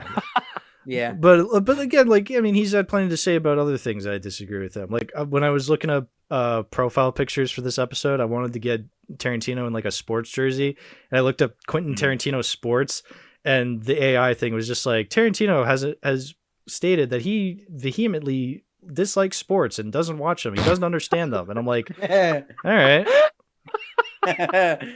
sure. Which is why I put there's plenty of opinions I disagree with Tarantino. I could go on a whole like tangent, like the foot things. Yeah. Not just movie opinions too, though. Oh, movie opinions, yeah. Like, didn't he say like he really likes? No, what's the movie he really likes? It. It's just like, dude, what do you? No, I'm thinking of Scorsese saying he liked Exorcist 2. He really liked Joker too, though. Oh, that's. He also funny. really liked. Scorsese? Yeah, no, not Scorsese. Tarantino really liked Tarantino. Joker too. Really? Yeah, he What? loved it. Well, because he listened to Like, our he- episode on it, Ben. That's why. Oh, of course. He was also very Right. he was very positive on Showgirls when that was a very infamous film back in the day. Oh yeah. Right. I think that makes more he sense. I remember to me than Joker though. Like Yeah. Showgirls is kind of like a provocative kind of movie, and it feels like that's the kind of thing that's up his alley. Look, For sure, look, he but- makes Kyle MacLachlan come. It's really deep and interesting. Okay. yeah. Yeah, true. Very, very, very, very deep movie. Listen, that movie. you just don't understand the insane amount of depth. The line, man, everybody got AIDS. Everybody's and shit. got AIDS and shit. Yeah, that changed And cinema. also the part where the guy says something like, "I can't believe you don't have cum on you right now," or something. Isn't that a line in the movie or something? I don't doubt it for a second. I don't remember, but I do not doubt it. Let me for go a back to my second. Letterboxd review. Let me Yeah. go back because Yeah. I believe that's the line in the movie. Yeah. Let me double check real quick. Listen, the dog food line, chef's kiss. Okay. Oh yeah, I remember that line Yeah. too. Where they say they talk. Oh yeah, They it love must be dog weird food. not having anyone come on you. Yeah, that's the line. That's jeez, dude. Listen, Showgirls is a staple of this podcast. Okay, this is Right. it's Yeah, we love Showgirls. we got to show all the girls. We got to show girls to as many people. As I don't think can. we should Showgirls. I'm just gonna say that. I'm gonna put my foot down. Like, no women Yeah. should watch Showgirls. Yeah, This movie's for the fellas. Okay, it's not for the cubes. it's for the guys. It's for the dudes. It's for the alphas. It's for the sigmas and the alphas. Yeah, It's for the sigmas and the alphas. it's not for the cubes. Yeah, not for the cubes. That's what William calls women now. Cubes, right? Yeah. Cubes? So unbeknownst to me, a week or so ago, he sends me a video. It's a YouTube short. And he's like, Yeah. "This you?" And I watched the whole thing. It's literally just this woman going up to this guy and saying like, "Excuse me, sir, can you give me an unpopular opinion?" And he goes, turn all women into cubes." And then she's like, "You want to turn all women into cubes?" He's like, "No, I don't want to. I'm just giving you an unpopular opinion." And then he just goes into this whole thing where he's just like, "I want to turn women into cubes." He's like, 1, 2, 3, 4, 5, 6, 7. Stack those cubes up to heaven. And he's like, "Then I'll be the kid." I don't remember it entirely. Maybe I'll just put it right here in the episode, right here. Saying stuff like that makes me want to crush you into a cube. You understand? You and maybe all women. And then I'd stack you high. 1, 2, 3, 4, 5, 6, 7. Stacking these women cubes up to heaven. And when I get to 110, then I become the king of men. The king of men is tall and strong, stacking cubes all day long. Oh my god. Okay, there you go. I put the video in the episode. But yeah, it's That was just a good video. yeah, that was it's a really cool. Yeah, Video. it was very cool. Oh yeah, I haven't seen the video yet, but I'll watch it later. Oh, you haven't? Oh, we Okay. just saw it. Yeah, we just saw it. Yeah, what are you talking about? Oh yeah, we just saw it was in the episode right now. Yeah, That's yeah. right. Silly me. Yeah. Anyway, sorry. You're talking about cube women. Okay, Lazy, I think you were gonna say something. Show cubes, cube girls. Show Oh yeah. show cubes. Very Very nice. Yeah, I think. I guess I was gonna go back to one more hot take that Tarantino. I think I told you this before. He said, I feel like I remember at one point he said he liked the Gus Van Sant Psycho remake more than the original. Hilarious. Interesting.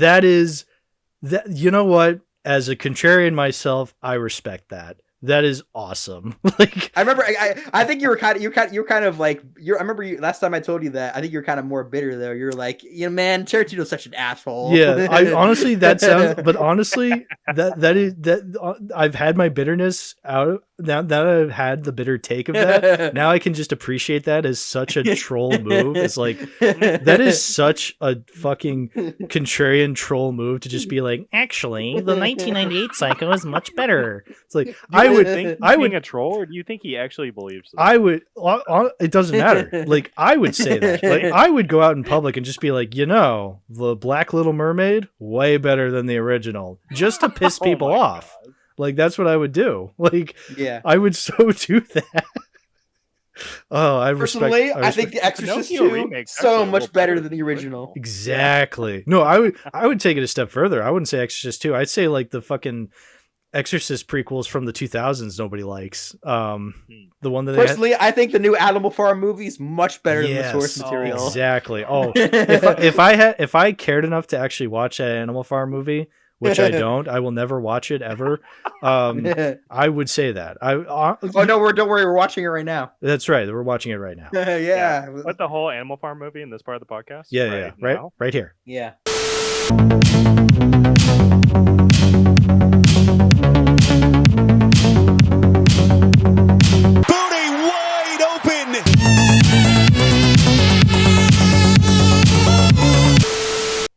Okay, I put the whole movie in. This episode is going to rival the Alien episode for longest too many movies episode. And also, this episode's not on YouTube because YouTube copyright struck everything. This really is George Orwell's 1984. Yeah. Also, Andy Serkis. This is the part where Animal Farm director Andy Serkis infiltrates the podcast. Right, he's gonna break into my house, just like when George Lucas broke into my house and beat the shit out of me for my copy of Star Wars: The Holiday Special. Yeah. Mr. Serkis, it's an honor. Gets punched. Yeah, he haven't brought up the Paul Dano comments that Quentin Tarantino's made, by the way. Those are. Like, I will say Tarantino's. I think Tarantino's objectively wrong about that, though. What did he say about Paul Dano? That he was. Oh, he said that There Will Be Blood would be the best movie of the century if it weren't for Paul Dano, which he described him as weak sauce, the worst actor in SAG, and the limpest dick in the world, or something like that. He said weak sauce. He's not so like Paul Dano's not. Everyone shit on Tarantino for that, because that's way too hard though. Like Paul, even if you don't like the actor, you shouldn't go like that. You shouldn't be spewing venom like that much at him though. I will say he went too far. Like he went too far in that. I think. I feel like I don't know. The two comments there's one that hits so much harder. Freaking calling someone weak sauce sounds so much more like apocalyptic. That is than saying they have a limp dick. That is. I can just imagine. That is that you say weak sauce. You put the nerd emoji and the finger up emoji after that. Yeah. I can see you're totally weak sauce there. Weak sauce, man. I'm afraid you're too weak sauce for me to take seriously. But I mean, I think that take did kind of take me aback though. Backfired. Well, not just that really backfired. And I mean, the take backfired because everybody fucking disagreed with him. Yeah. I mean, I don't necessarily just disagree with him because There Will Be Blood is one of my favorite movies ever, but it's also because I do feel like Paul Dano was made for that movie though. Like he's literally the polar opposite to Daniel Day-Lewis. Daniel Day-Lewis, Daniel Plainview is like this he turns into kind of a fucking monster in the movie, but Paul Dano's kind of represents sort of the religious, kind of more lighthearted view of humanity before capitalism, took a stranglehold of everything. Now, or that's kind of what one of the themes of the movie, anyway. Now, Mr. Tarantino, if I could offer some criticism, rather than saying whatever the fuck you said about Paul Dano, what you should have said is Paul Dano, more like Paul Lamo, and you know what? People would have agreed with you. Yeah, I think everyone would have clapped. Paul Danosaur. Paul Danosaur. Yeah. Yeah. He should have been in Jurassic Danosaur. Park. Yeah, there you go. Because he would have gotten a longer standing ovation than he got for Once Upon a Time in Hollywood. Yeah. Would have been 16 minutes instead of 15? Yeah. There you go. See, we know what to do. But I think that is just goes to show that, yeah, Tarantino is a weird guy. I think that we've made very, very clear is that he's a very weird guy. Even beyond the foot stuff, he is bizarre. But I think morally that's questionable at points. morally questionable indeed. I mean, he worked with Harvey Weinstein for many years and didn't say anything. It's like, that's interesting. But He claims that he was a fucked up father figure. And he says he wasn't aware of the extent to which of the stuff they did, but he wasn't. I don't aware. know. I feel like apparently nobody was aware. Apparently no one was aware. But I feel like for someone who worked with him for about 25 years, I still kind of find that kind of fishy, though. Yeah. But this was happening the whole time. You're kidding? But what? Wait. Honestly, you want to know something worse that Tarantino said than the Paul Dano shit, though? Yeah, please do tell. Yeah, I'm not trying not to drag out the tangent for too long. We'll go back to Kill Bill after this. But there's an interview that resurfaced like several years ago. It was there's an interview he was on with Howard Stern in the early 2000s. Already off to a great start. Howard Stern. Yeah, that resurfaced after like the Weinstein allegations, where he basically defended Polanski though. Where like he was kind of fighting it back. He was fighting back against. He was fighting back against Stern because he was calling Polanski a child rapist, obviously, because of the shit that he did. Yeah. But like Tarantino was downplaying it, basically saying that it technically wasn't rape because it was consensual by the child. But obviously that's not your place. You're not your place to fucking, state your opinion on that. Yeah. And no, it is not consensual because they're a minor, though. Right. He did eventually go back on that after that resurfaced and everybody called him out on that. He did apologize and admitted he was in the wrong for that. But still, that's still a really gross thing to say. That's a really weird thing to say. Yeah. For sure. Yeah. It's a weird conversation too, because like Howard Stern's the one in that whole interview or episode being like he's the one who's like kind of in the right position though when he's usually in the wrong position. Heartbreaking. The worst person just made a great point. But I think, so I think but it just goes to show, like, I don't agree with Tarantino on a lot of things. In fact, the more I learn about him, the more I'm just like, what a fucking asshole. But then I watch Kill Bills Volume 1 and 2, and I'm like, damn it, he's so good at this. He's so awesome. It's so awesome. But the worst person made the best movie ever. It really is that. Which, I mean, look, I adore Chinatown, and it's made by a guy who raped a 13-year-old. So, like, that's kind of that just is what Hollywood is, or is what movies are, is like, art in general, actually, if you want to even expand it to that. It's like, artists are weird, and some of them are super weird. So like, some of the best pieces of art you're going to see are made by some pretty terrible people. But I think good people under them, I'm sure. Oh yeah, no, but that's the thing with film is like film is a collaborative effort. Like you can get mad at Chinatown and these because it's director, but you can still praise the cinematographer. Yeah, there's still other people who worked on it if they did a good job. The performances by like not a pedophile. Yeah, Jack Nicholson, Faye Dunaway. Like as far as I know, they're not pedophiles, but like. Could be. Fingers crossed. Fingers crossed. I mean, they're almost out the door. We'll probably figure that out once they're dead. But like, the point I'm making though is that like, it's a collaborative effort. There's a lot of people. So there's a lot. And even though Tarantino, especially like a lot of his movies you watch, you're like, oh, he had final say on everything. Again, there's still a lot of people working on it. Like we were saying with Carradine and Thurman, like, this is Tarantino's movie, but those performances, I think, are so good, and it's because they're such good actors, and they really bring a uniqueness to these performances where I'm like, I can't imagine anybody other than Uma Thurman and David Carradine in these roles. Mm-hmm. Yeah. Would you say that the freak accident that happened on the set of this movie kind of hinders your enjoyment of the movie, or refresh my memory because I'm not sure I'm that familiar with this freak accident. So basically, so there was like an on-set accident that happened during the making of Kill Bill. I even noticed because I actually saw the footage of the accident not too long ago for the first time, and and and when I was rewatching Volume 2, I recognized the exact shot that it was that the accident was like the take they were doing, that the accident actually happened. Accident obviously it didn't happen in the movie; they cut it out, but I did notice like what part of the movie they were filming the accident would have been part of. Okay. But yeah, what was it? But she was basically, it was kind of a shot of Uma Thurman driving the car. And I think that Tarantino insisted that she drove it herself instead of having, a stunt double do it. Yeah, instead of having her do it. Yeah, exactly. And so she got into an accident and she crashed into a tree. It caused some kind of physical injury that I think she still has suffered from since then. Right. And I think that Tarantino really admitted that he fucked up on that sort of thing. Okay. And I think that I did ask a friend about this last night. I asked him what's his 2 cents, because I know one of our mutuals, me and Hal's one of our mutuals, said that they don't want to watch Kill Bill because of the on-set accident that happened. But I asked for another friend of mine's 2 cents last night, and he says he doesn't really.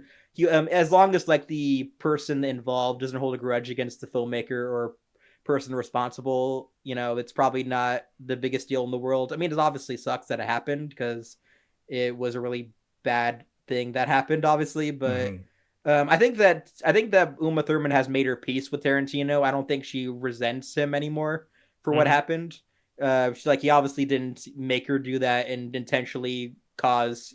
He didn't do it out of spite or anything like that, obviously. Right. So, I also do think that you can pretty much trace back any sort of pain that anyone involved in the making of a movie probably went through basically tons of movies back to the dawn of cinema itself. One of the most famous examples is the actors for the Wizard of Oz. Like, look at how much fucking pain they were through when that movie was being made. Like the Tin Man, especially. Everybody was. That's just going to be a lot of classic movies. Like Wizard of Oz is one of the most important films ever made, and you shouldn't ignore that specifically because of the pain that that a lot of the actors had to endure. You can't unnotice it. Obviously, you shouldn't gloss it off. You shouldn't throw it under the rug, but.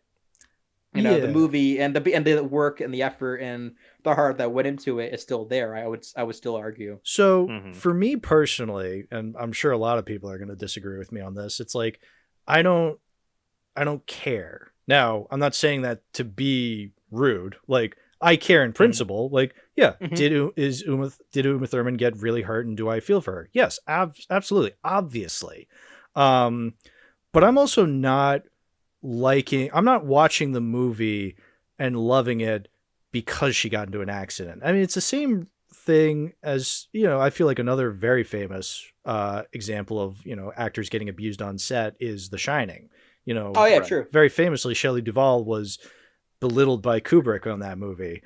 So like a lot of people refuse to kind of judge The Shining without, like, they refuse to engage with the movie itself because of that what happened. And look, if people are going to not engage with media because of problematic actors, problematic people being involved with it, or like, something like that happening. A lot of people don't like the Twilight Zone movie because of the very famous John Landis, being responsible for killing actors. That's a big one. That's a very big one.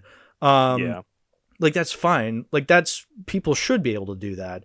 So what I'm saying is, from my perspective, and that stuff doesn't bother me to a point where it's like, I'm not going to really judge the movie as a whole because of that. I'm not going to judge this movie any less so because Uma Thurman got really hurt. I'm not going to judge The Shining any less so because Shelley Duvall got abused by Kubrick.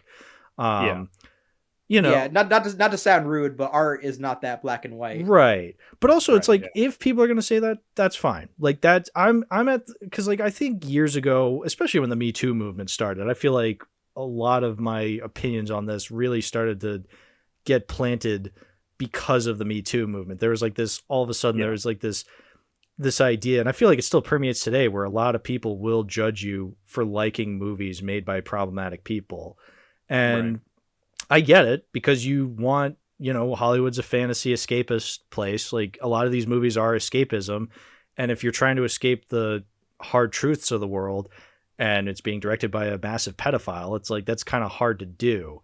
For me though, yeah, like I always say, art is, especially in film is a collaborative medium. I like to separate the art from the artist, even if I can't sometimes, just because, I'm here to judge the art. And also I don't love these movies because they're directed by pedophiles or because they involve these accidents that cause permanent damage to any given actor.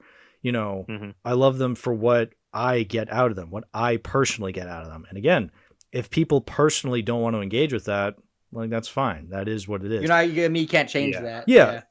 So the point I'm making is, like, years ago, I probably would have been like, no, you got to separate the art from the artist. You got to do this. You got to do that. But it's like, I'm at the point in my life where I don't get bothered by these things, and I'm not going to judge people who do get bothered by these things, because it's just, you're just never going to change a person's mind that simply.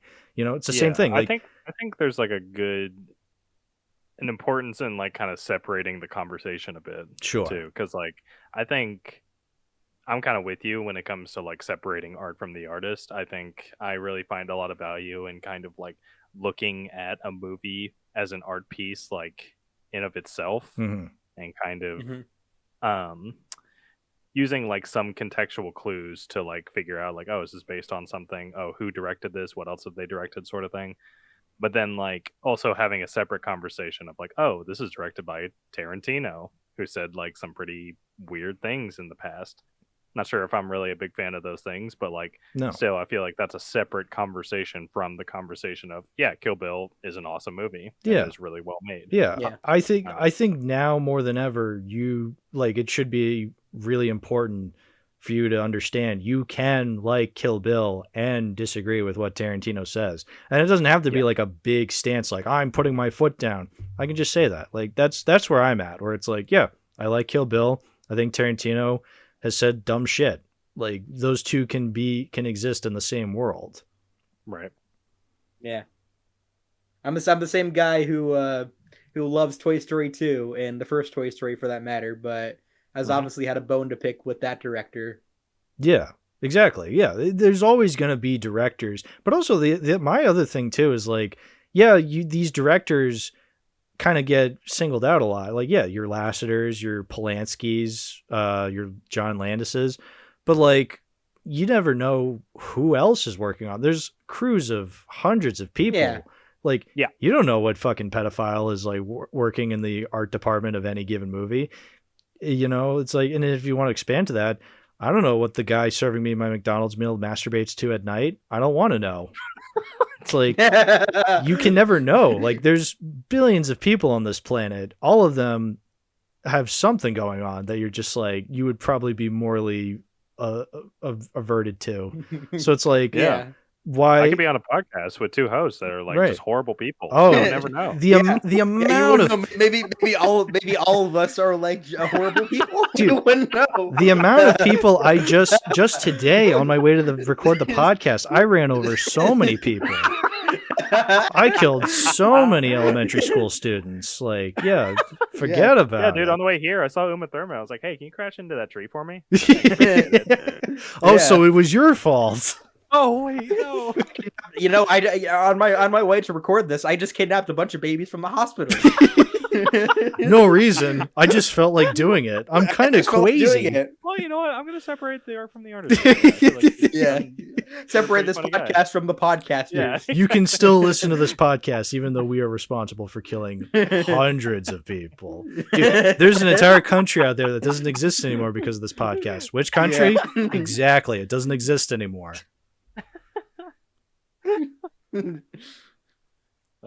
But I'm glad these are topics that we bring up, because I think they are important topics when talking about film. And again, I feel like it gets brought up a lot whenever we talk about movies, but like it's a topic that's never going to go away. Like this whole separate the art from the artist debate, this whole, liking or disliking certain movies from certain directors, it's just never going to go away. Like these are things that these things existed before the Me Too movement. Like I'm saying I was made aware of them because, you know, when I started getting into really analyzing movies was around the time that the Me Too movement started back in late 2017. So, I mean, literally my channel was created October 6th, 2017, which is the day I saw Blade Runner 2049. The day before, when Blade Runner 2049 came out, was when, you know, the Weinstein accusation started. So, like, they've kind of been here the whole time I've been on YouTube. But, like, yeah, these are just things that are never going to go away because they existed long before. They're going to exist long after. But yeah, it's just an aspect to bring up. So I'm glad it's just part of life too. Part and parcel of life. Yeah. Part and parcel. What a weird phrase that is. Yeah. So, but you've grown to enjoy Volume 2 nowadays, though, right? Yeah, Volume 2. Because you used to be mixed on it. Yeah, very much so. And so Volume 2, yeah. I think because Volume 1 is so action oriented, and again, a lot of the little quirks. Volume 2 slows things down. Volume 2, I definitely realized this time around, it's like actually paying attention. It's like, okay, yeah, no, it's slowing things down, but for a reason. I think because, you know, we've had all the exciting action and now we're getting into, the slow part of the dramatic story. chops. Dramatic, yes. And I think upon first viewings of that, it was very weird for me where I'm like, well, wait a minute. The first part was all action and hootenannies. Like, what is this? So that was weird. And it wasn't like something that went away the second time where it's like, oh, now I appreciate this. It's like, no, the second time I still wasn't really connecting with it. So it wasn't really a matter of amount of times I had seen the movie where I was able to appreciate it. I think it literally is time itself. Like, I hadn't seen Volume 2 since 2020. I'm a very different person than I was back in 2020, let me tell you. Like, that's pre-podcast. So, like, very different. Yeah. But like but that's the thing. Like, I think that's something that it's not the amount of times I watched this movie wouldn't change. It's time itself. Like, I needed time to grow as a person to really understand what the second movie was doing and what I can get out of that. So I will say I still have issues with Volume 2 with a lot of the slow pace, but I think as the big picture, I do appreciate it a lot more where I'm like, okay, I view it as the second part of a story, which is why I gave it that 5-star rating. Cause it's like, it's basically the same story as Volume 1. Yeah, I like having them both the same rating too, because I do feel like they complement each other as one full package. Yeah. I definitely appreciate the slow pacing now that I can, because I feel like the older I get, the more I can appreciate slower pacing. Because that's the thing. You can have, I always bring this up. I hate when people say like, oh, the movie's 3 hours, instantly not interested. It's like, no, boring. Yeah, it's not a matter of the running time. It's a matter of the pacing. If the pacing is slow in a bad way, then it's like, okay, yeah, then that 3 hours is not worth it. I've had plenty of movies I've watched that are 80 minutes long that feel like 7 hours. Plenty of wheel nights. Sometimes slow pacing for long movies is not necessarily a detriment. No, in my eyes necessarily, because like Eyes Wide Shut is one of my new favorite movies now after I rewatched it this year, and that's a 2.5 hour movie, and that movie is slow as fuck. Yeah, but I still love it anyway. Oh yeah, slow movies when done right are phenomenal. So yeah, I appreciated the slower pace this time. I think with Tarantino, even though it's a slow pace, I think you can still appreciate, the quickness of the dialogue, and there's still some good, quick action in there. It reminded me a lot of like Once Upon a Time in Hollywood. Sure, funnily enough, because when I saw Once Upon a Time in Hollywood, I thought that was going to be like the slowest Tarantino movie I'd ever see, because it's very, I don't want to say it's slow in terms of it being like uninteresting or boring. It's more so just like people's heads aren't getting cut off in every scene. Right. They save that for the climax. Yeah, exactly.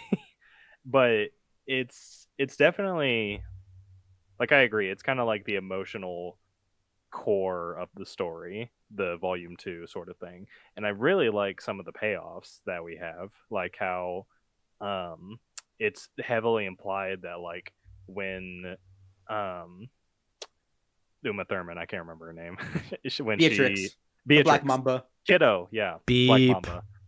Yeah, The yeah, beep, you're gonna that's censor right. it every time we say her name. Yeah. Beep. No, because then people are just going to think we're saying the N word, which is a Tarantino staple, I will say. Yeah, we didn't even talk about that. But yeah, that scene like near the very end, whenever she finally kills the Bill, it feels like that's the first time she's actually sad about killing someone. Because in their conversation, Yeah. like he's asking her like after she got like injected with the "you can't lie to me" serum or whatever. He asks like, "Did you enjoy killing all those people?" And then she nods her head yes. But then she seems like genuinely upset about killing Bill, which is such an interesting like climactic emotional moment. Yeah. I feel like. Yeah. It's like It's technically something I'm not because he's her expecting out dad of too. Tarantino. Well, Yeah. it's one of those things where it's like, yeah, is she actually sad that Bill is dead? Or is she sad at the fact that it's over and she's wasted so much time trying to kill this dude? Like, what is she sad over? Right. Yeah. It could be. It's kind of left up to interpretation in a sense. Yeah. Mhm. I love me some Yeah, just a little- interpretating. Yeah, that dialogue and that dialogue, especially with Bill and her near the end, is very strong. The exchange I'm always gonna remember the most is after she makes that final move on Bill, and he asks like, "You didn't tell me that your sensei or master taught you that move," and she says, "I guess maybe because I'm a bad person," and he says, "No, you're not a bad person. You're a terrific person. You're my favorite person." But you can be a real cunt sometimes. That is good, yeah. It's beautiful, but Yeah. also kind of humorous at the end too. Yeah, Exactly. Which I think And you have characters like the trainer too. I can't remember his name either. I'm horrible with names. I'm so. Oh, me sorry. too. Pai Tai. Is that what it is? Pai Tai. Hold on. Something like hold that. on. Hold on. Let's Pai Mei. I was thinking. Pai Mei. I was thinking Pad Thai. Yeah, Love no. me some Pad Thai, dude. Delicious. yeah. Sorry, Pai Mei. Yeah. Yeah, he was hilarious. Oh, he's I love great. how like he keeps grabbing his beard and like throwing it to the side. Yeah. Like Yeah. every scene. Yeah, true. Oh, It's so good. Yeah. Like it's funny how you have that kind of character in the same movie as like a ruthless revenge story Mhm. about a woman who is killing the father of her own child. I It's mean, man. that's the thing about these movies is like this. I mean, this whole story is that you combine some of the most horrific shit imaginable. Remember at the beginning when she's in the coma, it's implied that she's being raped for 4 years by Buck and Yeah. whatever like skeezy truck driver he brings in. He's just like, there you go, have at it. It's like Jesus, It's like that's yeah, it's horrible. Yeah. that's horrible. It makes it so satisfying though whenever she like slams his head in with Oh, the yeah. door, though. Oh yeah, that was awesome. Super great. satisfying. Awesome. Yeah. But like, And it's very much implied that he was that kind of person because literally the car that she steals from him is the pussy wagon. oh, yeah. pussy wagon. I love that. I love that reincorporation and how she like basically claims it as her own. Yeah. It's like a disgusting, like weird thing that the guy had. But then she takes it and it's like, wait, this is kind of cool now. Yeah, it's cool now. Yeah, Yeah. I really hope, or I don't know if it is, but I really wish that like the Pussy Wagon is seen on the same level as like the Knight Rider car, or the Ghostbusters car, where it's like, or the Batmobile, Yeah. like iconic cars in movies. It's like, Oh Right. yeah, I love the way it's designed too. It's very sleek. I would love that to go to like a car show and they have like the Mystery Machine, the Jurassic Park Jeep, the Batmobile, the Ghostbusters Pussy car, Wagon. the Pussy Wagon. That'd be awesome. I'd They love, have that at there's like a Universal Studios Hollywood tour where like they have a bunch Cha-ching. of cars lined up. I love if they I know Kill Bill is obviously not a Universal movie, but I wish they could pretend it was so then they could have the pussy wagon there. yeah, Mm. I'd drive the Pussy Dude, if Wagon. they did like a Kill Bill ride and then you ride in like little Oh, cars, yeah. little miniature versions of the Pussy Wagon. Oh, that'd be sweet. That'd be sick. The cart is the Pussy Wagon. Yeah, you drive. Yeah. Yeah. And then they knock you out for 4 years. They're like, The ride takes like 5 years to actually endure. It's actually it's a horrible ride. And then you wake up, and then the Universal employees start handing you your own swords. Yeah. You have to keep chopping off a bunch of people in a virtual queue. Yeah. And then you exit your way out, and it's have a wonderful magical day. Yeah, you get off the ride, you're just like, all right, let's go again. Wow, that Yeah. was awesome. Yeah. Incoming Defunctland video on that ride. Yeah. Yeah. Yeah, no, a lot of conflicting tones throughout this whole thing. But Conflicting it never tones. feels like it's like At odds with itself. taking away. No. Yeah, exactly. Yeah. It feels like they all belong to the same story. It doesn't feel like Yeah, jarring. absolutely. Yeah, that's a good point. Yeah, because as horrible as these things are, and then it's also countered with the guy like stroking his beard in a very funny way. Yeah, Yeah. it's all really over the top, and I Over think the that's- top. That's what really Over the carries top. it over. Yeah. Yeah. I One will of my say favorite- after ahead, seeing. sorry. Oh, sorry. I was gonna change the subject. What were you gonna say? Oh no, you go ahead. Yeah. Okay, I was. Change just gonna that say, subject. Subject is getting changed. Yeah, I didn't like this movie as much as the first one, if I'm being honest. The second, I okay, think I'm volume 2. kinda- You didn't like Kill yeah, Bill volume 2, Killer Biller as much as you liked Kill Bill 1. Exactly. Okay. I prefer Yeah. to turn the volume down to 1. Okay. than to 2. Well, yeah, I think I'm being even though One I is really, one is greater than 2 in this case. yeah, Mhm. yeah. Look, I still prefer Volume 1 to Killer Biller, but I think even though I still liked Killer Biller a lot this time, I still prefer Volume 1 because I really enjoy that action. I really enjoy a lot of the quirks in the first one, and the quirks in the second one are quirky, no doubt. It's just I think a lot of it is more dialogue based quirks, or like Yeah. They're not as prevalent. It's a little slower though. There's lots even near the beginning, it's pretty slow, especially like that conversation that David Carradine has with Michael Madsen's character. Michael Madsen's character. Yeah. Yeah, he's kind of an interesting character because like he's the one who kind of shoots Beatrix. Then like he literally gets tricked by one of the other members of his own clan essentially. Yeah, And then like because he sells her sword, then he thinks that she's gonna give him a ton of money over it. He opens the suitcase, he gets bitten by a black mamba snake. Which is kind of funny. I think, which is like that's literally the snake that Beatrix's code name is named after too. Black Mamba. Yeah, I'll be honest, that is one of the things I feel like made this movie not as good as the first one. I wasn't a huge fan of Michael Madsen's character, if I'm being honest. Like I thought he was fine, and I think some of the things I like scenes with him, like where Uma Thurman's like sneaking up on him, and you think like, oh, after that big crazy 88 action sequence, she's just gonna make short work of this. But no, she just gets her freaking chest like exploded by a shotgun. Yeah, with Right. rock salt and not actual bullets. Like, Yeah. ouch. Yeah. Yeah, I think that's what I do like him though because he's able to kind of own her that easily, but also kind of shows that he's also kind of very impulsive and also a little naive. he's a very lazy person too, because I mean, Lazy person. Yeah, he's Yeah, able like, he's able showing to up bury her directly. like that. yeah, He's able to bury her like that, and like she's like this fierce warrior.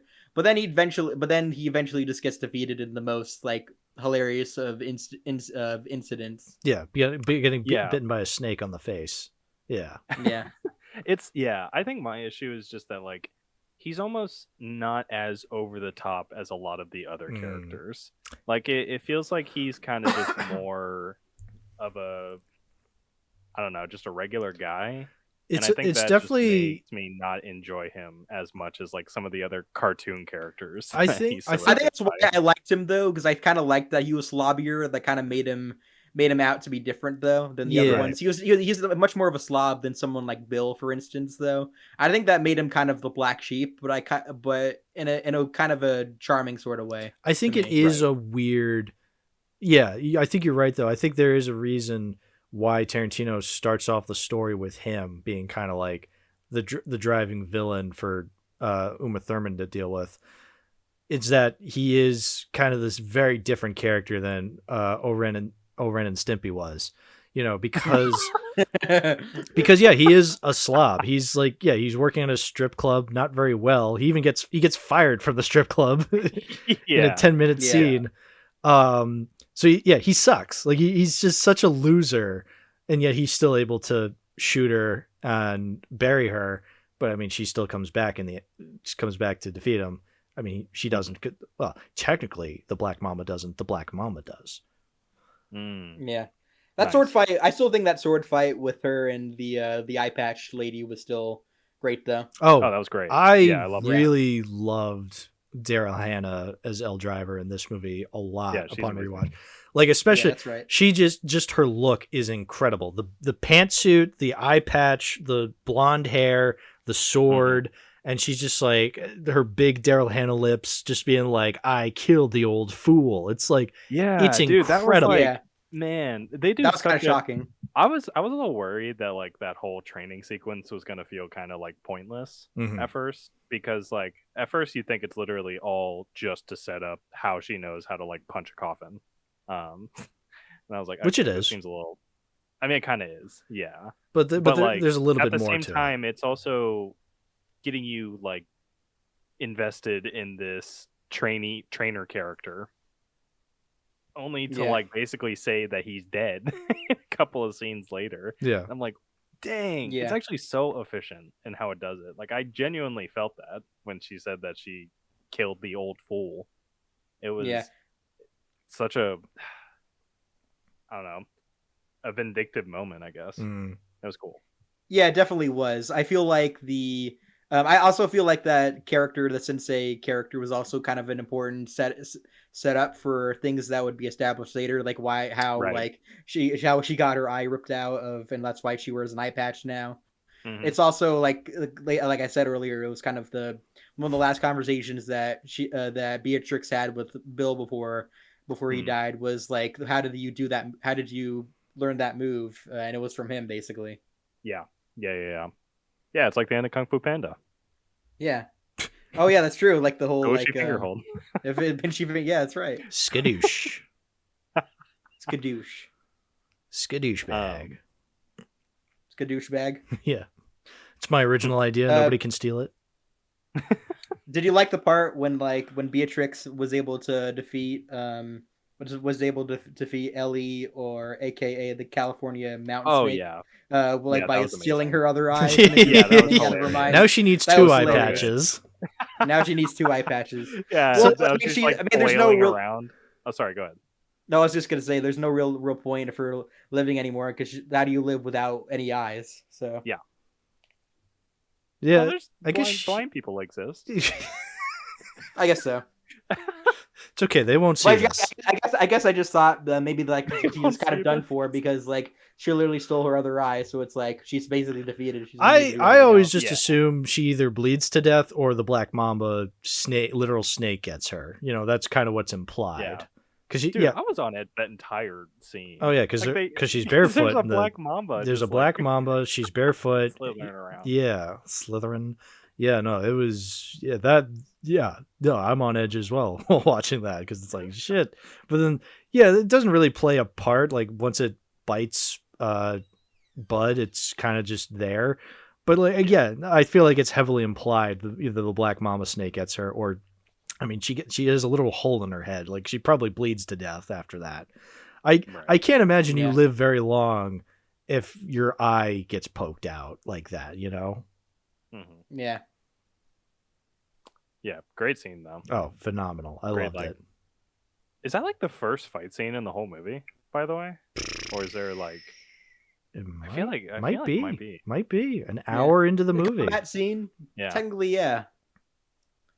I mean, you don't really notice it though, so I can't really say I take too much of an issue with it. Yeah. Oh yeah. That's a good point. Like, that's probably the first one, but yeah, you don't care because like so much other exciting shit happens before that. Exactly. Yeah. Secondly, the training scene, which is also kind of, there's a lot of fighting there. Yeah. There's still like the part when Beatrix has to fight her way out of the grave. So right. But, awesome scene, by the way. Oh yeah. So claustrophobic. Ooh, yeah. Yeah. It makes me. That's kind of like one of those scenes in the movie that kind of makes me wonder, like, how did she feel like filming that? She like, must have been Pretty really bad. interesting, but also pretty grueling. Mm-hmm. Pretty bad. Yeah. No, Pretty bad. I don't think I'd want to do that. I guess I can get pretty claustrophobic. I mean, I struggle to watch scenes underwater now because I'm just like, it's like, look, I can't watch Jaws anymore. That part when he's in that cage, when that character's in the cage, yeah, I can watch. trying to kill the shark. I'm like, oh, I can't watch. I can watch movies where like millions of people will die, and I'm like, yeah, that's fine. Like guys getting their arms cut off, whatever. But like if I see a scene underwater, I'm just like a little uneasy. Where I'm like, I hope I can breathe. It's like, yeah, of course I can breathe. I'm not the one fucking underwater. Yeah, eating a box of popcorn while you're watching an entire city get leveled in Man of Steel. Yeah. Yeah. Meanwhile, I can't watch Thunderball because it's all underwater in the climax. Yeah. Whenever I used to watch a movie and get really bad for the characters being in danger, I would always tell myself when I was younger, well, at least I'm not that person though. That's awesome. No, that's a good thing to tell yourself at that age. It's just like, oh man, I hope Luke Skywalker gets out of this. Wait, I'm not Luke Skywalker. What do I care? Why do I care? Electrocute him to death. See if I care. Well, if he dies, then we don't get The Last Jedi. So win-win. Yeah. Oh, bad. All right. What else do we have to say about so Kill Ben, Bill? Oh yeah. So Yeah, Ben, Kill Ben. what else did you get out of your first experience that you'd say that because this was your first experience, obviously. So what else did you anything else that you noticed or What else picked do you have up to on? say about Killian Right. Billiam?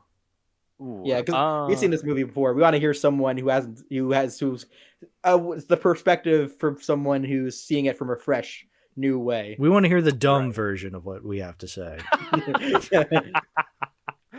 Well, that I can provide. Hooray.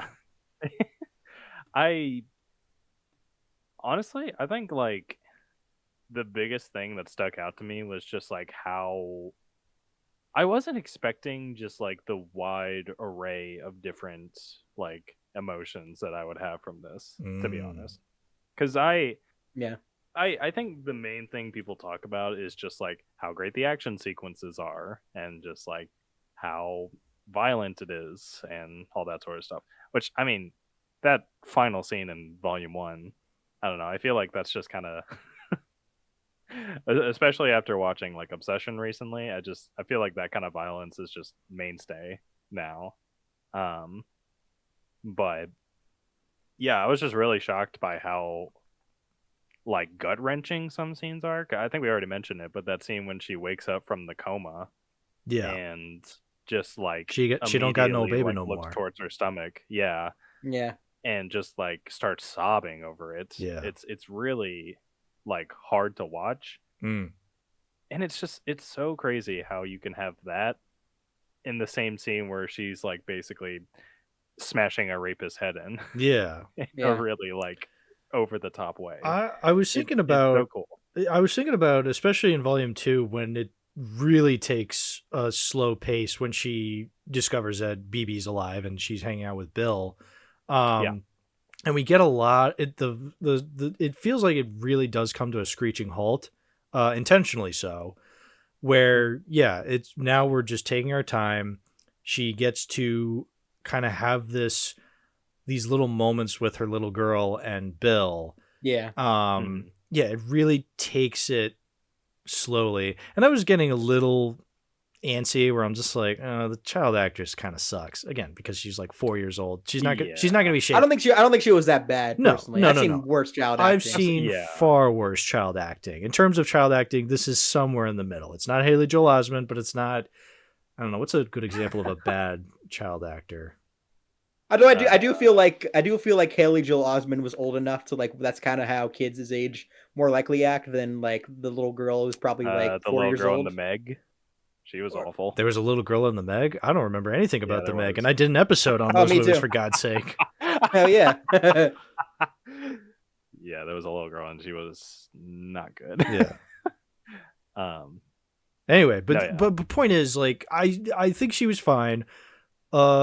but like I still like those scenes because of what they were, and that was, you know, Beatrix getting some levity, finally being able to have a couple moments actually with her daughter. You know, and like we get that whole goldfish analogy where, like, you know, she steps on the goldfish and she discovers what death is. Right. And stuff like that, you know. Yeah, no, those are really tender, really excellently well done scenes. Even though, you know, it's not the hardcore action. So you know what? I really like that. There's different emotions you're feeling while watching these movies. It's not just excitement for the action or disgust at all the gore. You're actually getting really heartwarming moments. I even like that it ends on a heartwarming note too, though. I don't mind that personally.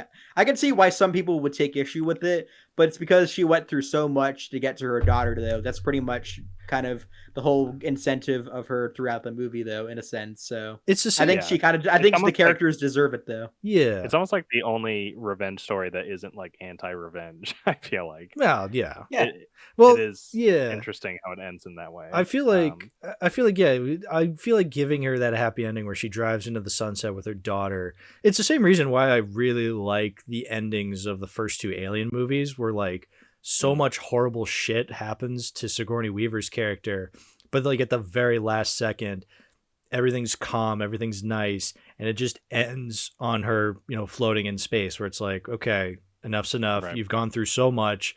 We're going to end with some levity, where it's like, you got away, everything's all right now.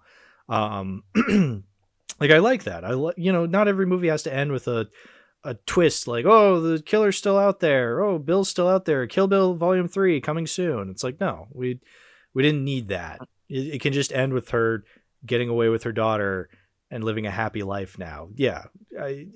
Yeah. And you bring up a good point that it's like, you know, not like every other revenge story where it feels like at the end, it's like, oh, getting revenge is bad, actually. It's like, I think anybody watching these kinds of movies with half a brain would be like, you know, maybe I shouldn't go on a killing spree. I think a lot of people can think that.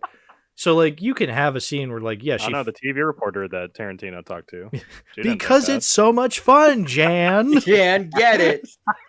I also do always kind of like when Tarantino ends one of his movies on sort of a nice, more wholesome note. Mm-hmm. Like that's kind of what I liked about Once Upon a Time in Hollywood too, because like it was like because I noticed like when I rewatched that movie fairly recently too, like most Tarantino movies kind of end in a really badass note, like Pulp Fiction or Inglourious Bastards, where like they fucking like draw, like they knife the Nazi symbol into one of the Nazis' heads or whatever. Mm-hmm. But like for something like Once Upon a Time in Hollywood, it's like it's the main character, I'm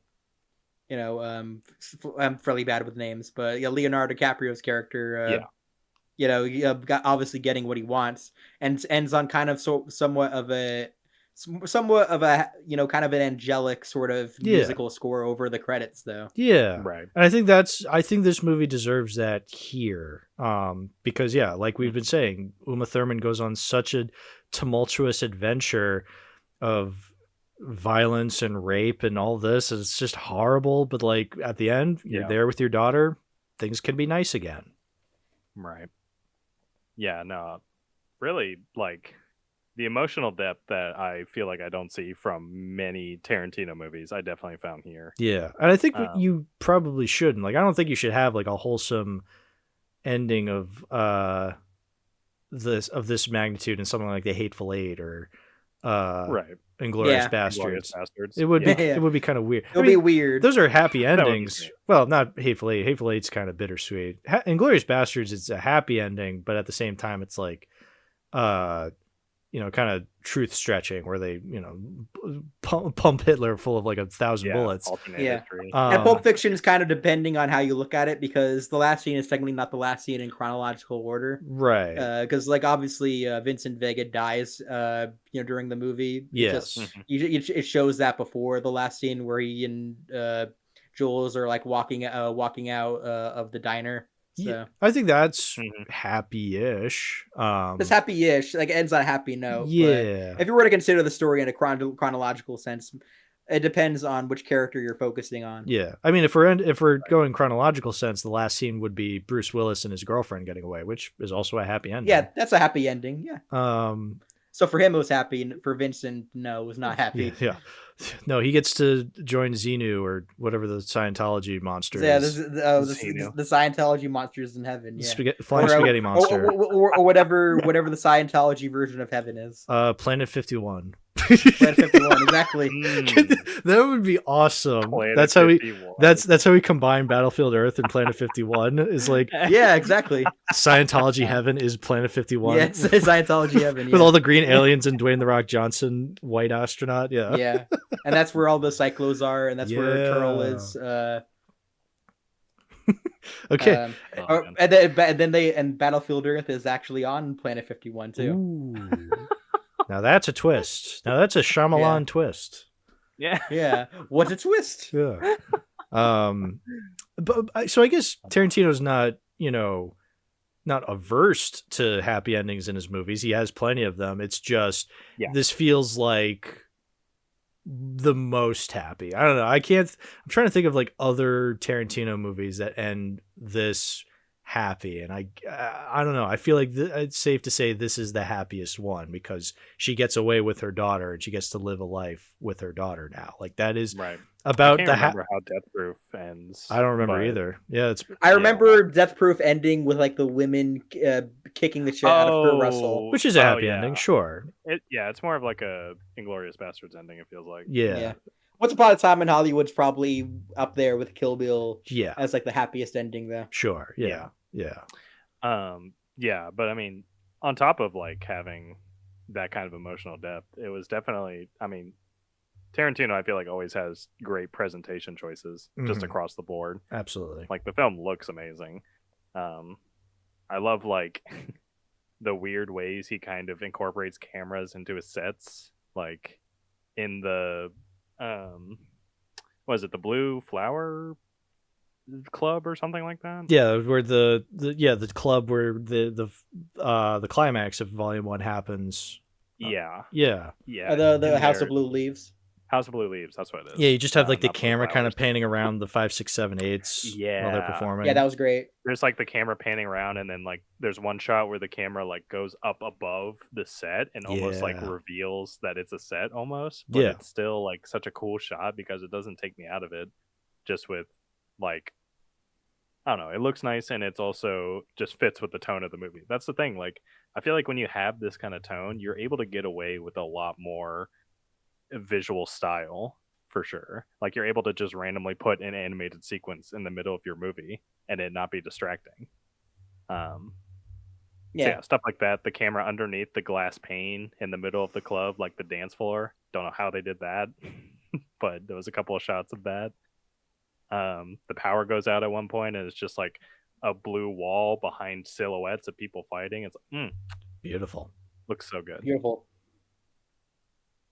But yeah, really enjoyed it. There's even other like little sequences. This obviously wasn't done through cameras. It was obviously a little bit of visual effects they did, but like the flashback to like when showing Bill actually shoot, Beatrix through, like it shows the inside of the gun and it shows the bullet actually coming out though. Right. Like that stuff was really visually interesting.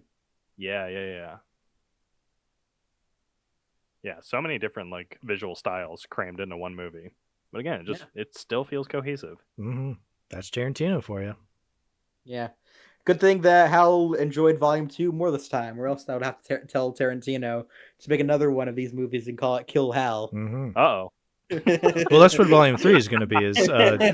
Volume 3 is just going to be like him holding a video camera, Heath Ledger Joker style, and he just breaks into my house and slices me up with a samurai sword. No, he doesn't even slice you open. He I'm a man of my word. And makes you watch like the Ewok movies. Oh yeah. He makes me watch the Ewok movies with a sword to my neck, and I'm just like, please kill me. And then it gets a 25-minute standing ovation at Cannes, and all these pretentious French people are just like, very good, Mr. Tarantino. Oh, beautiful cinema. Yeah. You show that American pig.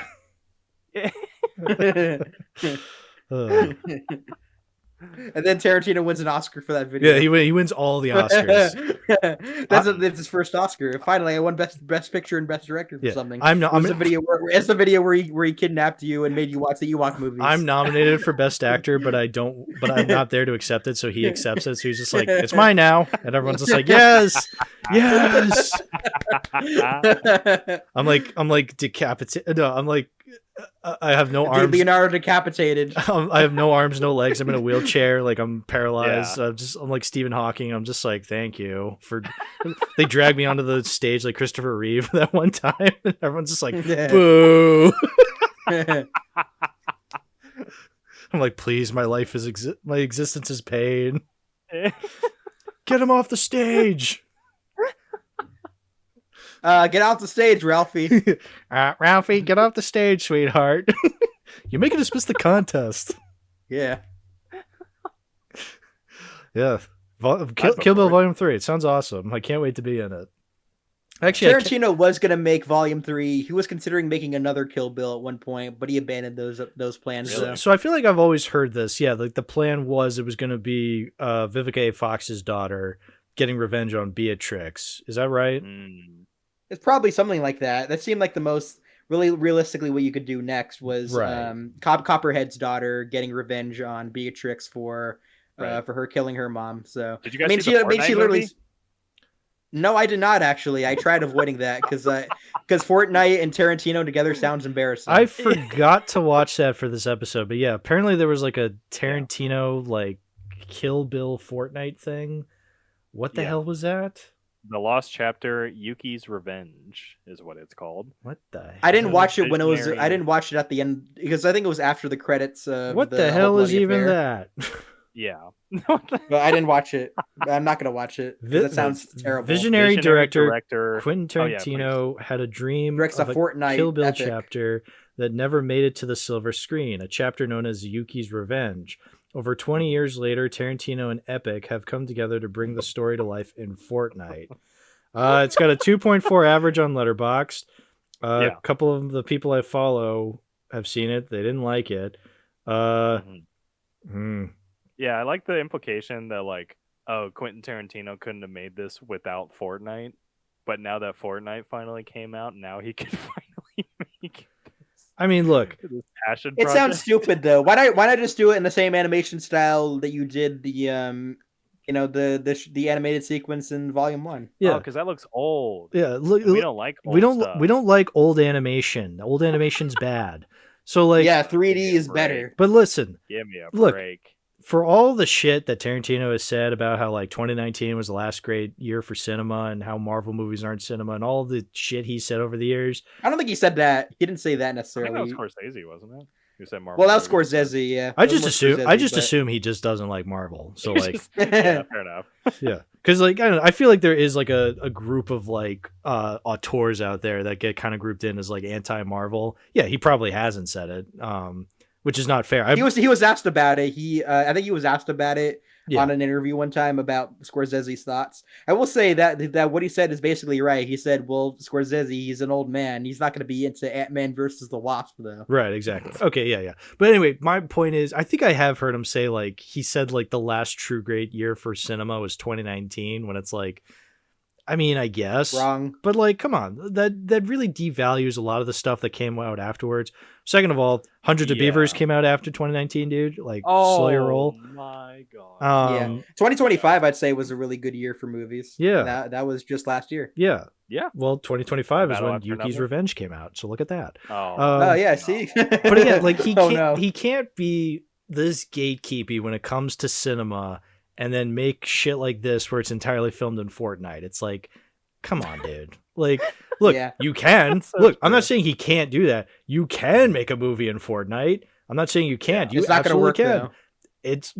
You're so right. Yuki's Revenge made in Fortnite sounds like something he would go on a Twitter rant about. Yeah, like, this sucks, but he made it. Yeah. Look, you can do this. Has his name as director on it, too. Yeah. So, like, that's embarrassing. Look, you can do this. I'm just saying...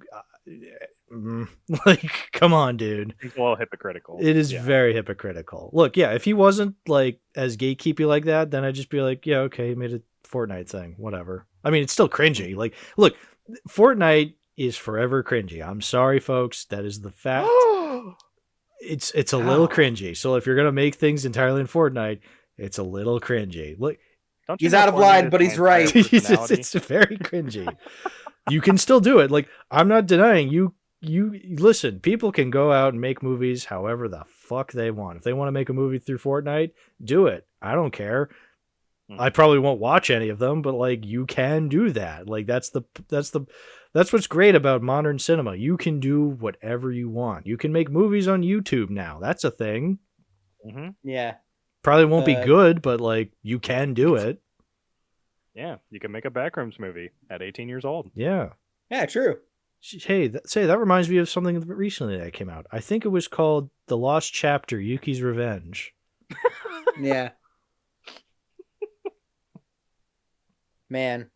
But yeah, I'm glad they didn't make an Or they official Kill Bill Volume 3 because I'm sure that's what Now, you would do. now I don't trust Kill Bill after he put out Yuki's Revenge, though. Like, I can't trust you anymore after you did No, that. but I also don't want him for his 10th movie to make a sequel to Kill Bill. Like, I'd rather him do that Critic movie. Like, I think that would have been awesome. I know he's not doing that anymore, but that would have been awesome. Like, give me my you said nostalgia it was too Critic similar movie. to Once Upon a Time in Hollywood. But like, Okay. I don't know. If you wrote the whole movie, you're about to make it. Just make the movie anyway. You know what? Doesn't have to be the greatest movie ever made. Then If it's a good movie, it's a good movie. Then write it and give it to somebody else. I want to make Nostalgia Critic memes, dude. Like, give me my Nostalgia Critic memes with this movie. Yeah. Listen, he's written movies that he hasn't directed before. That's a thing. Just do that. Well, also he's doing that this year with that Cliff Booth movie. Yeah. But also, Oh, if he truly believed in it, wouldn't he direct it though? You know. Yeah, but that's what If, I'm if, saying. he, if like- he's passing it off to someone else, though, that kind of means that he doesn't think it's good enough for him to have directed, though. That's what it implies to me. No, of course, but again, like I'm saying, like, he has written movies that he hasn't directed before. He literally wrote From Dusk Till Dawn and True Romance. I haven't seen True Romance, so I can't comment on that. But From Dusk Till Dawn is still good, even though he only wrote it and didn't direct it. Mm-hmm. So look, I just want to see another Tarantino movie before he dies because I think that would be really cool. Look, I'm not saying Once Upon a Time in Hollywood, if that is truly his last one, it's not a bad one to go off on. It's just, I feel like he's still around. Make something else. Yeah, you don't want Yuki's Revenge to go out as the last thing you ever made, man. I guess, yeah. I guess technically now Yuki's Revenge is his last thing. Oh no! It's like, Oh, that's the last Tarantino movie. Oh, that's Yeah, it is. Tarantino's 10th and final film. Oh, bye, Tarantino. I guess so. Thanks, Quentin. And you know what he had to say about that? He said, "Because it's so much fun, Jan." Fun, Jan. Bro.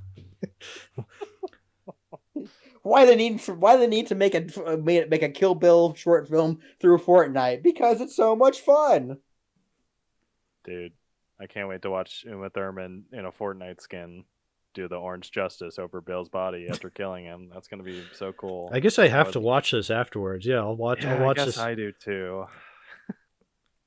Where I is don't it? want to. Is it on YouTube? Let's watch it together. Uma Thurman's in it, apparently. Yeah, apparently. All right. Well, we'll watch it after the episode, and then and if it's funny enough, we'll And then we'll erase it from our memories. and then we'll erase it from our memories. Exactly.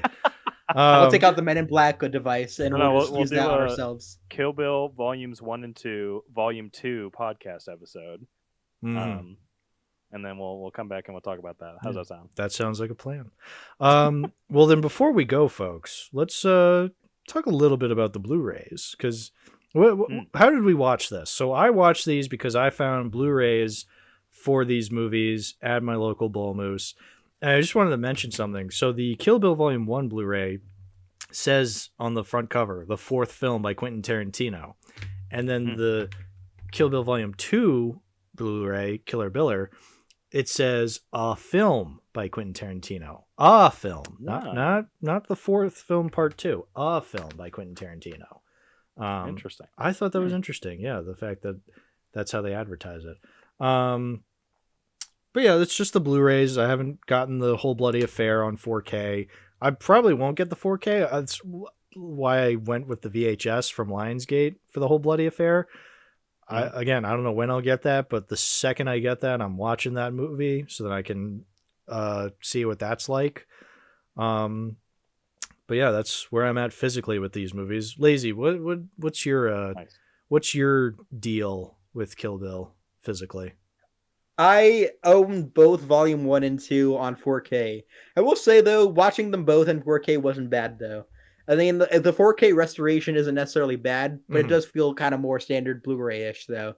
You can only tell in parts that it does feel like a like a 4,000 pixelated high definition, best quality copy that you can get. You can only feel that in only bits and frames of the movie and not the whole package, though. Right. Mhm. But so I guess if you're looking to spend like a whole ton of money on it, you can still get the Blu-ray for a cheaper price. But I don't know if that's kind of how you want to watch, on your 4K TV. It's not a bad way to watch it necessarily. It's not the worst 4K you can get, honestly, for a great movie.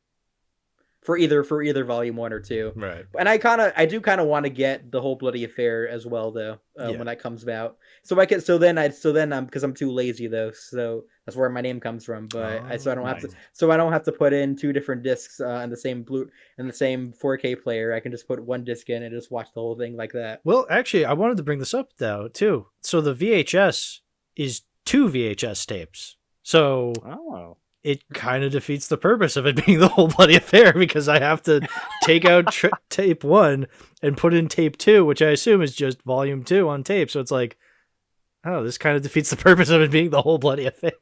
I get Is it though. edited the same way though? I mean, Like- no, it's probably the whole bloody affair. So it's like they got the Yeah. extra scenes edited in, and so like it's the actual whole bloody affair. I'm just saying it kind of defeats the purpose of it being all through one take, one film, because it's like I have to put in multiple tapes. I get it though. It's a long ass fucking movie. So, because like I have It's a Mad, Mad, Mad, Mad World on VHS, and that takes up 2 tapes because the movie's 3.5 hours long. So I get it. Right. But I'm just saying, very funny. Yeah. Same thing happened for me. Same thing happened with like the Lord of the Rings movies. I own those on 4K, Mhm. and for each and every movie that I watch of those, disc 1 would be half the movie. Yes. And then if you want to continue the movie, put in disc 2. That's Yeah. what literally it says That's at the very end. That's the case with like That's so this. funny. That's been the case with like even the special editions on DVD, which I still have. Like, yeah, the movies are so long that like you only put half of them on each disc, which, hey, they look incredible on DVD. So I should it's worth emphasize the extended versions are the versions I watch where it does that. I mean, because those are the only versions you should be watching. Theatrical cuts, come on. You got to watch the extended version. I want to be watching 5 hours worth of Return of the King every time. Yes. 4 hours and 20 Yes. minutes, I want to say. Sobbing. 15 endings. 15 endings. Yes. I'm sobbing at all 15 endings. Yeah. But yeah, Ben, what's your deal, dude? What's your fucking deal, dude? Ideal? How did you watch these movies, you fucking asshole? Kidding. Yeah. I'm kidding. Ben, I'm sorry, I love you. Well, you might not take that back after you hear. Yeah, if I actually watch both these digitally, Mm-hmm. like a simpleton. On your fucking fair. telephone. I Yeah. Get real. get real. No. Get real. Listen, of course. I watch movies digitally Yeah, I half watched the time it. too. I actually got the Kill Bill volumes 1 and 2 on Game Boy. And so I kinda just, like, chilled out on Oh, holy way. shit. All right. Slapping your dick around like that. You watched it on your PlayStation Portable. Listen, Yeah, listen, PSP. Big Ben. All right. We got it. You're better than us. You're a bigger Sigma than all of us. You're Game Boy Advance. Actually, you should be able to watch Kill Bill volumes 1 and 2 on the Nintendo Switch too. Mm-hmm. Wow, that's crazy. Yeah. But so yeah, so okay, yeah. I mean, in my experience, watching things for the first time digitally is great, because then you're not stuck with it physically. I mean, I obviously, as I've said multiple times with Bull Moose, like I can just sell those DVDs I watched for the first time away if they suck. So like, yeah, that makes sense. But I mean, Yeah, I don't really have like a video store near me, unfortunately, which I'm kind of sad about. I really wish that I could actually like visit a place like that. I feel like I've probably asked this before because I've had you on multiple times, but like, what is your physical media collection? It's kind of honestly non-existent, Mm. if I'm being for real. I don't know. I've always kind of enjoyed the convenience of sort of being able to get things digitally. Yeah. And on top of that, I'm also like kind of a minimalist, so I'm not like a huge collector or anything. But I think as I'm getting older, I find myself inching closer and closer to the idea of like actually starting a Blu-ray collection. Yeah. Or like a physical media collection. So No, one of these days. I gotta tell For you, no, like I appreciate the convenience of digital and streaming. Like I love Tubi because man, there's so much to Tubi and it's so convenient. Mhm. You know, yeah. Is there sometimes a lot of bullshit? Yes, obviously. Yeah. But I think when streaming can be convenient, it's extremely convenient. But then it's like if I love a movie so much, that's why I got these Blu-rays, is because I love these movies so much. I want to have them physically. I mean, Volume 2 Right. for a while less so, but now I do appreciate Volume 2. So it's like, yeah, hell yeah, I'm keeping this Blu-ray. Because like I love these movies a lot. So I want to revisit them easily over and over again. Yeah. Mhm. Would you say Volume 2 is your third favorite Tarantino, or how would you say? If you were to separate them as two different movies, Volume 1 would be your favorite, obviously, I think. Yes. But would two go behind Pulp Fiction? I think it would have to be, yeah, because I love Pulp Fiction a lot, is the thing. Oh, me Yeah. too. Like every time I watch it, I go, oh yeah, it is this good. So like, yeah, no, it would have to be, I guess it would have to be 3. I really have to revisit a lot of his movies because I feel like there was a time early on I watched all of them and I'm just like, yeah, I know my list and how I would rank these, but then it's changed ever so much. And I haven't seen Death Proof and Hateful Eight in years. So like, Right. I don't remember a lot of those movies. Death Proof is like easily probably his worst movie for me. Yeah, I know that's the, like, even Yeah. when I first saw it, I'm like, Even then, it's still not horrible, though. yeah, It's not bad. I Yeah, still liked exactly. it when I watched it, but I can understand why people considered it his worst. But yeah, I really want to rewatch Reservoir Dogs, Jackie Brown, Yeah. like all of those. I love Reservoir Dogs. I rewatched Reservoir that Dogs this is great. year. Reservoir movie's Dogs is always the awesome. sleeper hit because like I feel like it's the one people don't talk about as much. Right, because it was But his it's first like one. so good though. Yeah. So well written, so like exciting and exhilarating. Yeah, So great. especially for such a tight budget, it's all Yeah. held together by its really clever like character writing and like dialogue and like scenarios. Though But it's where all are the mostly set in one dogs? location too. Mm. Mhm. Where are the dogs? Why are there no dogs in this movie? Yeah, who let the dogs out? Who let the Where are the dogs police out? dogs? Who? Or it's like the 102 Dalmatians trailer song. Wow, I keep forgetting Yeah. what's Atomic. Wow, wow, wow, yippee yay, yippee yay, wow, wow, yippee yo, yippee yay. I love that song so much because of that trailer. It's so fucking. I know Lazy's in on this, but have I told you about that, Ben? The 102 No. Dalmatians trailer. I don't think so. No. I remember growing up on like Disney VHSs and DVDs. There'd be this commercial for 102 Dalmatians, you know, the Glenn Close sequel, and they had this song. Yeah, this like it's like George Clinton song, Atomic something or other. But yeah, there's that part in the song where it goes like bow wow wow doobie like it just like it just played over like a bunch of these dogs like or this dog like these dogs like falling through like clouds or something like that. It's a really bizarre trailer, and then it ends on Glenn Close like a close up of her face just going like surprise. But I think I'm trying to find the clip. I'm trying to find the clip of it right now. yeah. And I think about that trailer. Oh, I think a I lot. found it. Yeah, no, I'm sure I'm if trying you to find where the there's, exact like, moment. Where there's like black paint kind of like falling from the yeah. yeah, I found it. It has nothing to do with This is the so movie. surreal. Yeah, the song they use is just like bow wow wow. I just think about that all the time. This is terrifying. Yeah, let me play it real quick. Can you hear it? No, I can't really. Dude, don't Oh, think never you can, mind. Yeah. Oh, never mind. It's fine. I'll put it in right here.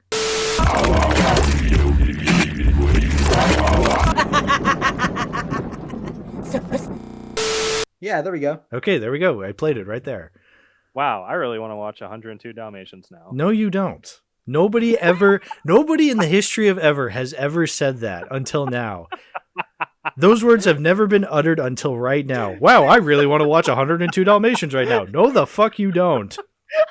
Yeah, I never even watched it. I don't think. It's not good. I don't remember anything about it. It's not good. But the teaser's so great, though. The teaser is the best part about that movie. I'll be straight up. Like there is. I have not watched it in years because I think I watched it because I did my own live action Disney ranking, like I was Schaefer-less You Productions. loved all of them. Yeah. I think that was on the upper levels where it's like, oh, this is one of the better ones. And if that was one of the better ones, oh mama, let me tell you. All right. Enough of this, folks. I think we killed Build long enough. Yeah, I think we're all in agreement. These are very good movies. Yeah. Yes. Very much. The gore was very good. The gore was very good. I agree. Gore was good. Presentation top notch as per usual. Really nice writing too. Yeah. Really, really like the characters and kind of their journey Mhm. and everything. Do we like give ratings at the end?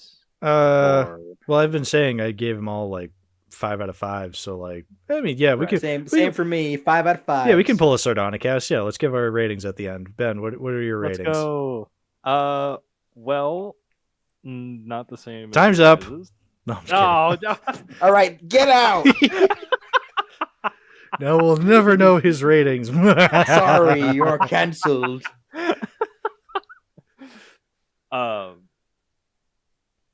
Well, probably I think Volume 1 is like a solid 8 out of 10 for me. Mm-hmm. Like really good, really solid. A few things that kind of bugged me about it, like the black and white sequence kind of like being really distracting and kind of taking me out of like what is supposedly like the best scene in the movie. What is the best scene in the movie? But really enjoyed the presentation. Action sequences were great. Uma Thurman's awesome. And Volume 2, probably like a 7 out of 10 Mm-hmm. is what I'm feeling. I literally just fair. watched it this morning. Yeah, for your first times, I think these are very fair ratings for these movies. Yeah. I mean, if you gave them like half a star, I'd be like, yeah, that's fair. Like, Yeah. because like, what am I gonna do to change your mind? Just like, you're wrong, half a star. It's like if you're giving these movies half a star, there's no convincing you of anything. It's like, all right, you're Well, clearly thank goodness, I can stop sugarcoating it now. All right, yeah, it's a Yeah, so you think it's half star movies? Yeah. No. see. This is why we canceled you a couple seconds ago. You're just gonna edit out like every part of me talking in the. Yeah, I'm gonna edit it around where I'm gonna be like, I am Ben 11, and I gave this a 10 out of 10. Yeah, Lacey asked me a question. It's like, oh, so what do you think of it? As like the first time seeing it. I said, that's great. Yeah. It's just silent. Yeah, this is where we reveal, folks. Ben wasn't actually on this episode. Actually, after I asked you that, you just put in the cricket sound effect. Yeah. No, Ben wasn't actually on this episode. We've been using a soundboard this whole time. Yeah, you spliced audio from. I know every time we use Ben's name, we censor it like they do with Beatrix's name in Volume 1. Like bleep. Hey bleep. What you think of the Volume 1 bleep? Bleep 11. Bleep 11. There you go. It sounds like you're censoring something else. The censored 11. But I would definitely give this 5. I would definitely give this 5 Deadly Vipers out of 5 I think that's a Nice. good rating for both volumes. Yeah. Nice. All right. How about Ben? You get to go first with shouting out your stuff right now. Where can people Okay. find you? It's been a while. So I make videos on YouTube, on a channel called Ben 11, and No, it's Beep 11. Sorry, Bleep 11? 11. Yeah, Bleep 11. Yeah, Bleep 11, otherwise known as Bleep 11. Yeah, I make videos there. I make movie reviews every once in a while. My upload schedule is as chaotic as can be, but yeah, I make some stuff there. Really enjoy if you check it out. But yeah, thank you so much for having me on the cast, Hal. Yeah. Always enjoy killing the Bills. Yeah, always love having you on. Lazy, your turn. You were here on the Terminator episode, which was more recent, which is why I had Ben go first. But now you go. Where can people find you? You can find me on YouTube and Letterboxd. There you go. Do not find me on Blue Sky because Blue Sky sucks. Blue Sky does suck. True. Yeah. Yeah. Blue Sky, more like Boo Sky, like boo. Yeah. Boo. Blue Sky. Blue Freaking die. Why are you Got him, blue? guys. What? I'm blue because I have a Buffalo Bills hat on in the profile picture. Because Quentin Tarantino is a massive Buffalo Bills fan. Really? Yeah, which is why he's always depressed and not happy because they suck. That's why you want to kill the Bills. Go Patriots! Yeah, Tarantino's a big sports fan now. You just convinced him. Mm-hmm. Mm-hmm. You edited that profile pic yourself, right? I did, yeah. But like I said, like I was trying to find Quentin Tarantino sports, and I couldn't really find anything that I thought was funny. So I just thought, well, Buffalo Bills, Kill Bill, Buffalo Bills hat on Tarantino. Buffalo Bills Volume 2. Buffalo Bills Volume 2. There will never be a Buffalo Bills Volume 2 because they will never win a Super Bowl. Got him. Of course, I say Got that. 'em. I say that, and then the next year they win a Super Bowl. It's like, oh, all of a sudden when I start pointing out that they suck, then they start winning again.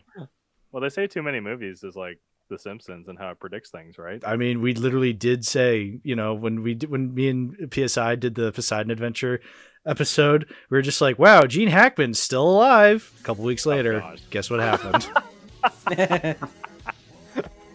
You killed him. You bastard. Yeah. Anyway, Kill Bill volume over. Episode's over. Goodbye, everybody. Bye. Goodbye. Thanks for listening. Goodbye.